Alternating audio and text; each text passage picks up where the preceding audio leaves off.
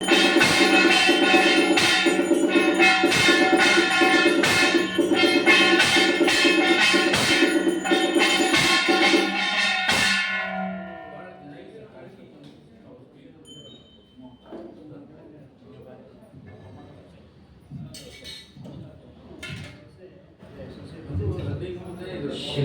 गुरुभ्यो नमः।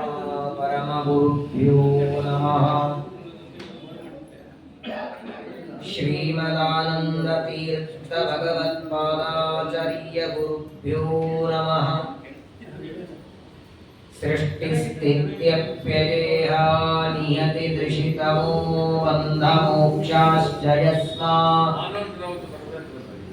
अस्य श्री ब्रह्मरुद्र प्रभृति सुरनरद्वीष शत्रुवात्मकस्य विष्णोर्व्यस्ता समस्ता सकलगुणनिधिः सर्वदोषो व्यपेदः पूर्णानन्दाव्ययो यो गुरुरपि परमश्चिन्तयेतं महान्तम् जन्माद्यस्य यतोऽन्वयादितरतश्चार्थेष्वभिज्ञस्वराट् तेने ब्रह्महृदाय आदिकवये मुह्यन्ति यं सूरयः तेजो वारिमृदां यथा विनिमयो यत्र त्रिसर्गो मृषा दाम्ना स्वेन सदा निरस्तकुहकं सत्यं परं धीमहि निगमकल्पतरोर्गलितं फलं शुकमुखादमृतद्रवसंयुतं पिबत भागवतं रसमालयं मुहुरहो रसिकाः भुवि भावुकाः योऽन्तः प्रविश्य मम वाचमिमां प्रसुप्तां सञ्जीवयत्यखिलशक्तिधरस्वधाम्ना अन्यांश्च हस्तचरणश्रवणत्वगादीन् प्राणान्नमो भगवते पुरुषाय तुभ्यम् निर्मत्योग्रभवार्णवे निजमनोभीष्टं दिशामीति यः सम्यक् ज्ञापयितुं करेण विलसन् मन्थानमन्नेन च रम्यं दामदन्महेशरजतग्रामश्रियोऽलङ्कृतिः कर्मन्धीश्वरभक्तिबन्धनवशः प्रीतोऽस्तु कृष्णप्रभुः वसुदेवसुतं देवं कंसचाणूरमर्दनं देवकी परमानन्दं कृष्णं वन्दे जगद्गुरुम् कृष्णाय वासुदेवाय देवकी नन्दनाय च नन्दगोपकुमाराय गोविन्दाय नमो नमः। यो विप्रलम्ब विपरीतमतिप्रभूतान् वादान् निरस्य कृतवान् भुवि तत्त्ववादम् सर्वेश्वरो हरिरिति प्रतिपादयन्तम् आनन्दतीर्थमुनिवर्यमहं नमामि। नमोऽस्तु तात्विका देवाः विष्णुभक्तिपरायणाः धर्ममार्गे प्रेरयन्तो भवन्तः सर्व एव हि यं प्रव्रजन्तमनुपेतमपेतकृत्यं द्वैपायनो विरहकातर आजुहाव पुत्रेति तन्मयतया तरवोऽपि नेदुः तं सर्वभूतहृदयं मुनिमानतोऽस्मि। उमा वै वाक्समुत्तिष्ठा मनो रुद्रमुदारतः तदेतन्मिथुनं ज्ञात्वा न दाम्पत्याद्विहीयते श्रुतिक्षीराब्धिमामत्यधीमन्दरमहीभृतां प्राप्ता न्यायसुधारेण तं जरेन्द्रमहं भजे। ಸಾಲಂಕಾರಕ ಕಾವ್ಯ ನಾಟಕ ಕಲಾ ಕಾಣಾದ ಪಾತಂಚಲ ತ್ರಯ್ಯರ್ಥ ಸ್ಮೃತಿ ಜೈಮಿನೀಯ ಕವಿತಾ ಸಂಗೀತ ಪಾರಂಗತಃ ವಿಪ್ರಕ್ಷತ್ರ ವಿಡಂಗ್ರಿ ಜಾತ ಮುಖರಾನೇಕ ಪ್ರಜಾ ಸೇವಿತಃ ಶ್ರೀಮತ್ಸದ್ಗುರು ರಾಘವೇಂದ್ರ ಯತಿರಾಟ್ ಕುರ್ಯಾತ್ ಧ್ರುವಂ ಮಂಗಲಂ ಶ್ರೀಮತೋ ರಾಘವೇಂದ್ರಸ್ಯ ನಮಾಮಿ ಪದಪಂಕಜೆ ಕಾಮಿತಾಶೇಷ ಕಲ್ಯಾಣ ಲಲನಾ ಕಲ್ಪಪಾದಪೌ ಆಪಾದಮೌಲಿ ಪರ್ಯಂತಂ ಗುರುಣಾಮಾಕೃತಿಂ ಸ್ಮರೇತ್ ತೇನ ವಿಘ್ನಾಃ ಪ್ರಣಶ್ಯಂತಿ ಸಿದ್ಧ್ಯಂತಿ ಚ ಮನೋರಥಾಃ. ಶ್ರೀ ಗುರುಭ್ಯೋ ನಮಃ. ಶ್ರೀ ಶುಕ ಉವಾಚ ಪ್ರಲಂಬವಕಚಾಣೂರ ತೃಣಾವರ್ತಮಹಾಶನೈಃ ಮುಷ್ಟಿಕಾರಿಷ್ಟ ವಿವಿರ ಪೂತನಾಕೇಶಿಧೇನುಕೈಃ ಸ್ವಸ್ತಿಸ್ತು ಸದಾಂ ಅಶೇಷ ಸನ್ಮಂಗಲಾನಿ ಭವಂತು. ಶ್ಲೋಕೈಕಶ್ರವಣ ಪಠನ ಮಾತ್ರೇಣ ಕಥಾವತ್ತುಶ್ಚ ಶ್ರೋತॄಣಾಂ ನಿಖಿಲ ಕಲಿಕತ ಕಲ್ಮಷಾಪನೂತನ ಪಟುತರೆ ಮೋಕ್ಷಾದ್ಯಖಿಲ ಪುರುಷಾರ್ಥ ಸಾಧನೀಭೂತೆ ಶ್ರೀಮದ್ಭಾಗವತೆ ಮಹಾಪುರಾಣೇ ದಶಮಸ್ಕಂಧೇ ಯತ್ಕಿಂಚಿತ್ ಪೂರ್ವೋಕ್ತ ಪ್ರಮೇಯಾನುವಾದಃ. ಹರಿ ಓಂ ಹರಿ ಓಂ ಹರಿ ಓಂ. ಶ್ರೀ ಗುರುಭ್ಯೋ ನಮಃ. ಶ್ರಾವಣ ಮಾಸದ ಪವಿತ್ರವಾದ ಪುಣ್ಯ ಪರ್ವಕಾಲ ಗುರು ಸಾರ್ವಭೌಮರಾದ ಕಾಮಧೇನು ಕಲ್ಪವೃಕ್ಷ ಚಿಂತಾಮಣಿಗಳಾದ ಶ್ರೀಮದ್ ಆಚಾರ್ಯರ ಗ್ರಂಥಗಳಿಗೆ ವಿಶೇಷವಾಗಿ ಟಿಪ್ಪಣಿಯನ್ನು ಬರೆದ ಮಂತ್ರಾಲಯ ಪ್ರಭುಗಳ ಆರಾಧನೆಯನ್ನ ವೈಭವದಿಂದ ನೀವೆಲ್ಲರೂ ಆಚರಣೆ ಮಾಡಿದ್ದೀರಿ. ಸಂಘದಲ್ಲಿ ಆರಾಧನೆಯಲ್ಲಿ ಏನೇನು ನಡೀತು ಅಂತ ನಾನಿಲ್ಲಿ ಕೂತಲ್ಲಿ ಹೇಳ್ಬೋದು. ನಾನಿಲ್ಲಿ ಬರದೇ ಇದ್ರು ಏನು ಪ್ರವಚನ ಆಯಿತು, ಎಷ್ಟು ಜನ ಊಟ ಆಯಿತು, ಏನು ಸ್ವೀಟ್ ಮಾಡಿದ್ರು, ಎಷ್ಟೊತ್ತಿಗೆ ಊಟ ಆಯಿತು. ವಿಶೇಷವಾಗಿ ರಾಯರ ಆರಾಧನೆಯನ್ನ ಮಠಗಳಲ್ಲಿ ಸಂಘಗಳಲ್ಲಿ ಮಾತ್ರವಲ್ಲದೆ ಮನೆ ಮನೆಗಳಲ್ಲಿ ಆರಾಧನೆ ಮಾಡಿದ್ದಾರೆ. ಯಾರು ಡೊನೇಷನ್ ಕೊಡಬೇಕಾಗಿಲ್ಲ, ತಮ್ಮ ಸ್ವಂತ ದುಡ್ಡು ಖರ್ಚು ಮಾಡಿ ತಮ್ಮ ಮನೆಯಲ್ಲಿ ವರ್ತಿಕಾ ವೃಂದಾವನ ಇಟ್ಟುಕೊಂಡು ಬೆಂಗಳೂರೊಳಗೇನೆ ಅನೇಕ ಕಡೆಗೆ ಮನೆಯಲ್ಲಿ ಆರಾಧನೆಯನ್ನ ಮಾಡಿ ವಿದ್ವಾಂಸರಿಂದ ಉಪನ್ಯಾಸವನ್ನು ಹೇಳಿಸಿ ನೋಡಿ. ಶ್ರೀಮದ್ ಆಚಾರ್ಯರ ನಂತರದಲ್ಲಿ ವಾಸ್ತವಿಕ ಆರಾಧನೆ ಪರಂಪರೆ ಎಲ್ಲಿಂದ ಬಂತು? ಮಧ್ವಾಚಾರ್ಯ ಮೇಲಿದ್ದವರು ಆರಾಧನೆಯನ್ನು ಮಾಡ್ತಿರಲಿಲ್ಲ.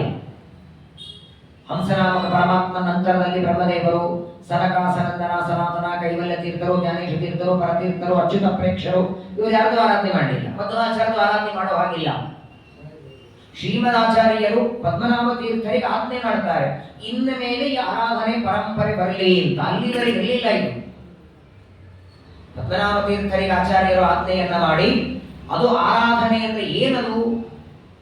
ಇವಾಗೆಲ್ಲ ಹಸ್ತೋದಕ, ನೈವೇದ್ಯ, ಅಲಂಕಾರ, ಬ್ರಾಹ್ಮಣರ ಊಟ, ಬಹಳ ಪ್ರದಕ್ಷಿಣೆ, ನಮಸ್ಕಾರ ಹಿಂದೆ ಹೇಗೆ ಮಾಡ್ತಿದ್ರು ಗೊತ್ತಾ? ಅಲಂಕಾರಕ್ಕೆ ಬ್ರಾಹ್ಮಣರನ್ನು ಕೂಡಿಸ್ಬೇಕಾದರೆ ರಾಘವೇಂದ್ರ ಸ್ವಾಮಿಗಳ ಗ್ರಂಥಗಳ ಬಗ್ಗೆ ಚೆನ್ನಾಗಿ ಅನುವಾದ ಮಾಡಿ ಆ ಸಭೆಯೊಳಗೆ ಯಾರು ಉತ್ತೀರ್ಣರಾಗ್ತಾರೋ ಅವರನ್ನು ಅಲಂಕಾರ ಕೂಡಿಸ್ಬೇಕು. ಅಲಂಕಾರ 5 ಗಂಟೆ ಆಗೋದು. ಬೆಳಗ್ಗೆ 11 ಗಂಟೆಗೆ ಸಭೆ ಪ್ರಾರಂಭವಾಗಿ ರಾಯರು ಬರೆದ ಪರಿಮಳ ಗ್ರಂಥ ಅಥವಾ ಚಂದ್ರಿಕಾ ಗ್ರಂಥಕ್ಕೆ ಪ್ರಕಾಶ, ತತ್ವ ಪ್ರಕಾಶಿಕಕ್ಕೆ ಭಾವದೀಪ, ವಾದಾವಲಿ ಟಿಪ್ಪಣಿ, ಒಟ್ಟಾರೆ ರಾಯರ 50 ಗ್ರಂಥಗಳನ್ನ ವಾಕ್ಯಾರ್ಥ ಮಾಡಿ ಅದರಲ್ಲಿ ಉತ್ತೀರ್ಣರಾದ ವಿದ್ವಾಂಸರನ್ನ ಕೂಡಿಸ್ತಿದ್ದಾರೆ. ನಿಜವಾಗಿ ರಾಯರಿಗೆ ಸೇರೋದು ಅದನ್ನೇ. 354 ವರ್ಷ ಆಯಿತು ರಾಯ ವೃಂದಾವನ ಪ್ರವೇಶ ಮಾಡಿ. ಪ್ರತಿ ವರ್ಷ ಆರಾಧನೆ, ಪ್ರತಿ ವರ್ಷ ಉತ್ಸವ, ಪಲ್ಲಕ್ಕಿ ಎಲ್ಲ ಆಗತ್ತೆ.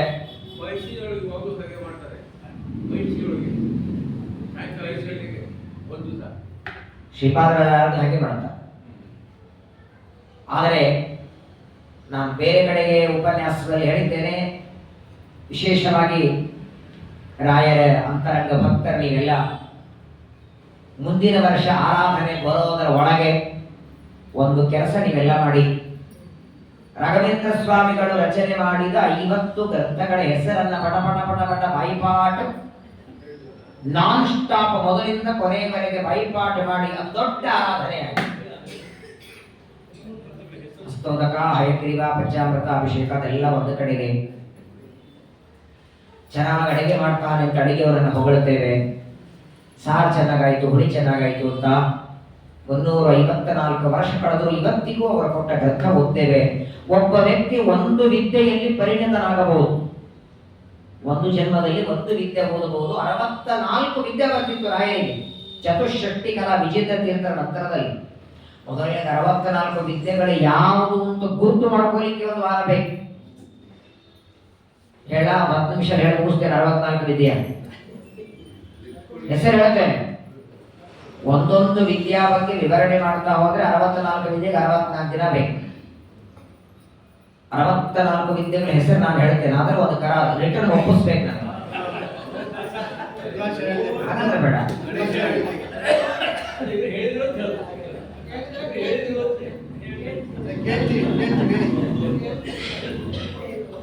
ಈಗ ಹೇಳಿದ್ರು ಅಂತ ನೀವು ಹೇಳ್ತೀರಿ. ನೀವು ಹಿಂಗೆ ಹೇಳ್ತೀರಿ ಅನ್ನೋದಕ್ಕೆ ನಾನು ಹಿಂಗೆ ಹೇಳಿದೆ ಅಂತ ನಾನು ಹೇಳ್ತೇನೆ. ಇಂತಹ ತಪಸ್ವಿಗಳು, ಜ್ಞಾನಿಗಳು, ಮಹನೀಯರು ಎಲ್ಲ ಆಗೋಗಿದ್ದಾರೆ. ಅವರ ಮಂಗಲಾಷ್ಟಕದಲ್ಲಿ ಒಂದೇ ಪದ್ಯದಲ್ಲಿ ಹೇಳಿ ಮುಗಿಸ್ತಾರೆ. ಅಲಂಕಾರ ಶಾಸ್ತ್ರ, ಸಾಲಂಕಾರ, ಕಾವ್ಯ, ನಾಟಕ, ಕಲಾ, ಕಾಣಾದ ಪಾತಂಜಲ, ತ್ರಯ್ಯರ್ಥ, ಸ್ಮೃತಿ, ಚೈಮಿನೀಯ, ಕವಿತಾ, ಸಂಗೀತ, ಪಾರಂಗತ. 6 ಶಾಸ್ತ್ರಗಳಲ್ಲಿ ಅದ್ವಿತೀಯ ಪಾಂಡಿತ್ಯ, ಅಷ್ಟೇ ವಿನಮ್ರತೆ, ಸಾಧಾರಣ ಜೀವನ, ಉತ್ತಮವಾದ ವ್ಯಕ್ತಿತ್ವ. ರಾಯರ ಬಗ್ಗೆ ಇವತ್ತು ಶುರು ಮಾಡಿದ್ರೆ ಮುಂದಿನ ವರ್ಷ ಆರಾಧನೆವರೆಗೆ ಹೇಳಬಹುದು. ಅವರ ಗ್ರಂಥಗಳ ಬಗ್ಗೆ, ಅವರ ಚರಿತ್ರೆ, ಅವರ ಪವಾಡಗಳು, ಅಂತಹ ತಪಸ್ವಿಗಳಾದ ಗುರು ಸಾರ್ವಭೌಮರ ವಿಶೇಷವಾದ ಆರಾಧನೆ. ಅದಾದ ಮೇಲೆ ನಾಡಿದ್ದು ಶನಿವಾರ ಅನಂತ ಗುಣ ಪರಿಪೂರ್ಣನಾದ ಸರ್ವೋತ್ತಮನಾದ ಜಗಜ್ಜನ್ಮಾದಿ ಕಾರಣನಾದ ಪರಮಾತ್ಮನ ಅವತಾರದ ದಿನ. ಇವತ್ತು ನೋಡಿ, ಇಡೀ ಜಗತ್ತಿನೊಳಗೆ ನರಸಿಂಹ ಜಯಂತಿ ನರಸಿಂಹದೇವರ ಕುಲದೇವರಿದ್ದವರು ಮಾತ್ರ ಮಾಡ್ತಾರೆ. ಹಯಗ್ರೀವ ಜಯಂತಿ ಗೊತ್ತೂ ಇಲ್ಲ ಎಷ್ಟೋ ಜನರಿಗೆ. ಮೊನ್ನೆ ಆಯ್ತು ಪೂರ್ಣಿಮಾ ತಿಥಿ ಶನಿವಾರ. ವೇದವ್ಯಾಸ ಜಯಂತಿ ಕೆಲವರಿಗೆ ಗೊತ್ತು, ಕೆಲವರಿಗೆ ಗೊತ್ತಿಲ್ಲ. ಪರಶುರಾಮ ಜಯಂತಿ ಗೊತ್ತಿಲ್ಲ. ಆದರೆ ಇಡೀ ಜಗತ್ತು ಆಚರಣೆ ಮಾಡುವ ದೊಡ್ಡ 2 ಹಬ್ಬ, ಒಂದು ರಾಮನವಮಿ, ಒಂದು ಕೃಷ್ಣಾಷ್ಟಮಿ. ಜಾತಿ ಮತ ಇಲ್ಲದೆ ಎಲ್ಲರೂ ಆಚರಣೆ ಮಾಡ್ತಾರೆ. ಇವತ್ತು ಕೃಷ್ಣಾಷ್ಟಮಿಯ ಉತ್ಸವನ್ನ ಯಾವುದೇ ಊರುಗಳಲ್ಲೆಲ್ಲ ಮನೆ ಮನೆಗಳಲ್ಲಿ, ಅದರಲ್ಲಿಯೂ ಮುಂಬೈಯಲ್ಲಿ, ಮಹಾರಾಷ್ಟ್ರದಲ್ಲಿ ನೋಡೋದಂತ ಅದೊಂದು ನೋಡ್ಲಿಕ್ಕೆ ಹೋಗ್ಬೇಕಾದ್ರೆ ಪುಣೆ ಮುಂಬೈಗಳಲ್ಲಿ, ಮಹಾರಾಷ್ಟ್ರದಲ್ಲಿ ಅದ್ಭುತ ಒಂದು ಗಣಪತಿ, ಒಂದು ವಿಶೇಷವಾಗಿ ಜಗನ್ನಿಯಾಮಕನಾದ ಪರಮಾತ್ಮ ಭೂಮಿಗೆ ಬರುವ ದೊಡ್ಡ ದಿನ ಇದು. ಬನ್ನಿ ಅಂತ ಕರೆದ್ರೆ ಬಳಗದವರೇ ಸರಿಯಾಗಿ ಮನೆಗೆ ಬರಲ್ಲ. ಅಂಥದ್ರೊಳಗೆ ನಮ್ಮ ಉದ್ಧಾರಕ್ಕಾಗಿ ಅವನಿಗೇನು ಅಪೇಕ್ಷೆ ಇಲ್ಲ. ಅದನ್ನು ಕೇಳಿದ್ದೇವೆ. ಯಾವ ಅಪೇಕ್ಷೆ ಇಲ್ಲದೆ, ಪ್ರಯೋಜನ ಇಲ್ಲದೆ, ಕೇವಲ ತನ್ನ ನಾಮಸ್ಮರಣೆ ಮಾಡಿ, ತನ್ನ ದರ್ಶನ ಮಾಡಿ, ಅಥವಾ ತನ್ನ ಕಥೆಯನ್ನ ಮೆಲುಕು ಹಾಕಿ ಈ ಸಂಸಾರದಿಂದ ಜೀವರೆಲ್ಲ ಉದ್ಧಾರ ಹೊಂದಲಿ ಅನ್ನುವ ಕಾರಣಕ್ಕೆ ವೈಕುಂಠವನ್ನ ಬಿಟ್ಟು ಶ್ರಾವಣ ಮಾಸದ ಅಷ್ಟಮಿಯ ಪರಮಕಾಲದಲ್ಲಿ ಪರಮಾತ್ಮ ಅವತಾರ ಮಾಡುತ್ತಿದ್ದಾರೆ. ಅಂತಹ ಶ್ರೀಕೃಷ್ಣ ಪರಮಾತ್ಮನ ಚರಿತ್ರೆಯನ್ನ ದಶಮ ಸ್ಕಂದದಲ್ಲಿ ನಾವೆಲ್ಲರೂ ಶ್ರವಣ ಮಾಡ್ತಾ ಇದ್ದೇವೆ. ಶುಕಾಚಾರ್ಯರ ಮುಖ ಕಮಲದಿಂದ ಪರೀಕ್ಷಿತ ರಾಜರು ಕೃಷ್ಣ ಕಥೆಯನ್ನ ಕೇಳುತ್ತಿದ್ದಾರೆ. ಈಗಾಗಲೇ ಕೃಷ್ಣನ ಕಥೆ ವಿಸ್ತಾರವಾಗಿ ಕೇಳುವ ಅಪೇಕ್ಷೆ ಇದೆ ಅಂತ ಪರೀಕ್ಷಿತರು ಪ್ರಶ್ನೆ ಮಾಡಿದ್ದಾರೆ. ಅದನ್ನ ಕಳೆದ ಪ್ರವಚನದಲ್ಲಿ ನೀವೆಲ್ಲ ಕೇಳಿದ್ದೀರಿ. ಮೊದಲು ಶ್ರೀಕೃಷ್ಣ ಪರಮಾತ್ಮ ಅವತಾರ ಮಾಡುವ ಹಿನ್ನೆಲೆ ಏನು, ಅವತಾರಕ್ಕೆ ಮೊದಲು ಭೂಮಿಯ ಪರಿಸ್ಥಿತಿ ಹೇಗಿತ್ತು, ಯಾಕೆ ಕೃಷ್ಣ ಅವತಾರ ಮಾಡಬೇಕಾಯಿತು ಅನ್ನೋ ಪ್ರಶ್ನೆಯನ್ನ ಪರೀಕ್ಷಿತರು ಕೇಳಿದ್ದಾರೆ.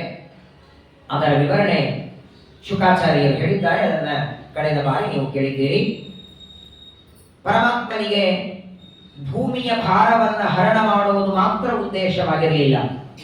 ಕೃಷ್ಣನ ಅವತಾರಕ್ಕೆ 2 ಕಾರಣಗಳು. ಮರ್ತ್ಯಾವತಾರಸ್ತಿಹ ಮರ್ತ್ಯ ಶಿಕ್ಷಣ ರಕ್ಷೋ ವಧಾಯೈವ ನ ಕೇವಲಂ ವಿಭೋ. ಶ್ರೀಮದಾಚಾರ್ಯ ಹೇಳ್ತಾರೆ, ಯಾವುದೇ ರೂಪದಿಂದ ದೇವರು ಭೂಮಿಗೆ ಬರಬೇಕಾದರೆ ದುಷ್ಟರ ಸಂಹಾರದ ಜೊತೆಗೆ ಶಿಷ್ಟರ ರಕ್ಷಣೆ, ತತ್ವಜ್ಞಾನದ ಉಪದೇಶ, ಭಗವದ್ಗೀತೆ ಉಪದೇಶ ಇದೆಲ್ಲವೂ ಮಾಡಬೇಕಾಗಿತ್ತು ಕೃಷ್ಣ ಪರಮಾತ್ಮನಿಗೆ. ಅನ್ನೋದಕ್ಕಾಗಿ ತಾನೇ ಅವತಾರ ಮಾಡಿ ಬರ್ತೇನೆ ಅಂತ ಬ್ರಹ್ಮದೇವರಿಗೆ ಆಜ್ಞೆಯನ್ನು ಮಾಡಿದ್ದಾರೆ. ವಸುದೇವ ದೇವಕಿಯರ ವಿವಾಹ ಆಗಿದೆ. ದೇವಕಿಯಲ್ಲಿ 6 ಜನ ಮಕ್ಕಳು, ಷಡ್ಗರ್ಭರು. ಅವರ ಕಥೆಯನ್ನು ಕಳೆದ ಬಾರಿ ನೀವು ಕೇಳಿದ್ದೀರಿ. ಷಡ್ಗರ್ಭನು ಮರೀಚಿ ಋಷಿಗಳ ಮಕ್ಕಳು, ದೇವರ ಋಷಿಗಳ ಶಾಪ, ಹಿರಣ್ಯಕಶಿಪುವಿನ ತಮ್ಮನಾಗಿ ಹುಟ್ಟಿದರೆ ಹಿರಣ್ಯಕಶಿಪುವಿನ ಶಾಪ, ಬ್ರಹ್ಮದೇವರ ಅವಧ್ಯತ್ವ ವರ, ಇದನ್ನ ಮೂರು ಸೇರಿಸೋದಕ್ಕೆ ನಾರದರು ಬಂದು ಹೇಳ್ತಾರೆ. ಇಲ್ಲಿ ಒಂದು ಮಾತನ್ನ ಶ್ರೀಮದಾಚಾರ್ಯರು ಹೇಳುವ ಮಾತನ್ನ ನಾವು ಗಮನಿಸಬೇಕು. ಆಕಾಶವಾಣಿಯಾದ ಮೇಲೆ ದೇವಕಿಯಲ್ಲಿ ಹುಟ್ಟುವ 8ನೇ ಗರ್ಭದಿಂದ ಮರಣ ಅಂತ ಆಕಾಶವಾಣಿಯನ್ನ ಕೇಳಿ ದೇವಕಿಯನ್ನ ಕೊಲ್ಲೋದಕ್ಕೆ ಹೊರಟ ಕಂಸ ವಸುದೇವ ಪ್ರಾರ್ಥನೆ ಮಾಡಿಕೊಂಡ.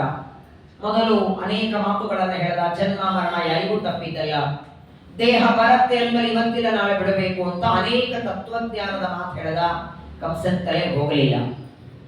ಕೊನೆಗೆ ಹೆಂಡತಿಯನ್ನು ಬಿಡಿಸಿಕೊಳ್ಳೋದಕ್ಕೆ ಬೇರೆ ಉಪಾಯ ಇರಲಿಲ್ಲ. ಮಕ್ಕಳನ್ನು ಕೊಡ್ತೇನೆ ಅನ್ಬೇಕಾಯಿತು. ಇವಳಿಂದ ಮರಣ ಅಂತ ಆಕಾಶವಾಣಿ ಹೇಳಿಲ್ಲ, ಇವಳಲ್ಲಿ ಹುಟ್ಟುವ ಮಕ್ಕಳಿಂದ, ಅದು 8ನೇ ಗರ್ಭದಿಂದ ಮರಣ, ಎಲ್ಲ ಮಕ್ಕಳನ್ನು ತಂದು ಕೊಡ್ತೇನೆ, ಇವಳನ್ನ ಬಿಡುವಂತ ಬಿಡಿಸಿಕೊಂಡ. ಆದರೆ ವಸುದೇವ ದೇವಕಿಯರ ಕೈಕಾಲಿಗೆ ಬೇಡಿಯನ್ನ ಹಾಕ್ತಾನೆ. ಅದು ಯಾವಾಗ ಹಾಕ್ತಾನೆ ಕಂಸ? ನಾವೆಲ್ಲ ತಿಳ್ಕೊಂಡದ್ದೇನು? ಯಾವಾಗ ದೇವಕಿಯಲ್ಲಿ 8ನೇ ಗರ್ಭದಿಂದ ಮರಣ ಅಂತ ಆಯಿತು, ಮಕ್ಕಳನ್ನ ಕೊಡ್ತೇನೆ ಅಂತಾನೆ, ಆಗ ಇವರ ಕೈಕಾಲಿಗೆ ಬೇಡಿಯನ್ನ ಹಾಕಿ ಸರಪಳಿಯನ್ನ ಕಟ್ಟಿ ಕಂಸ ಇಟ್ಟ.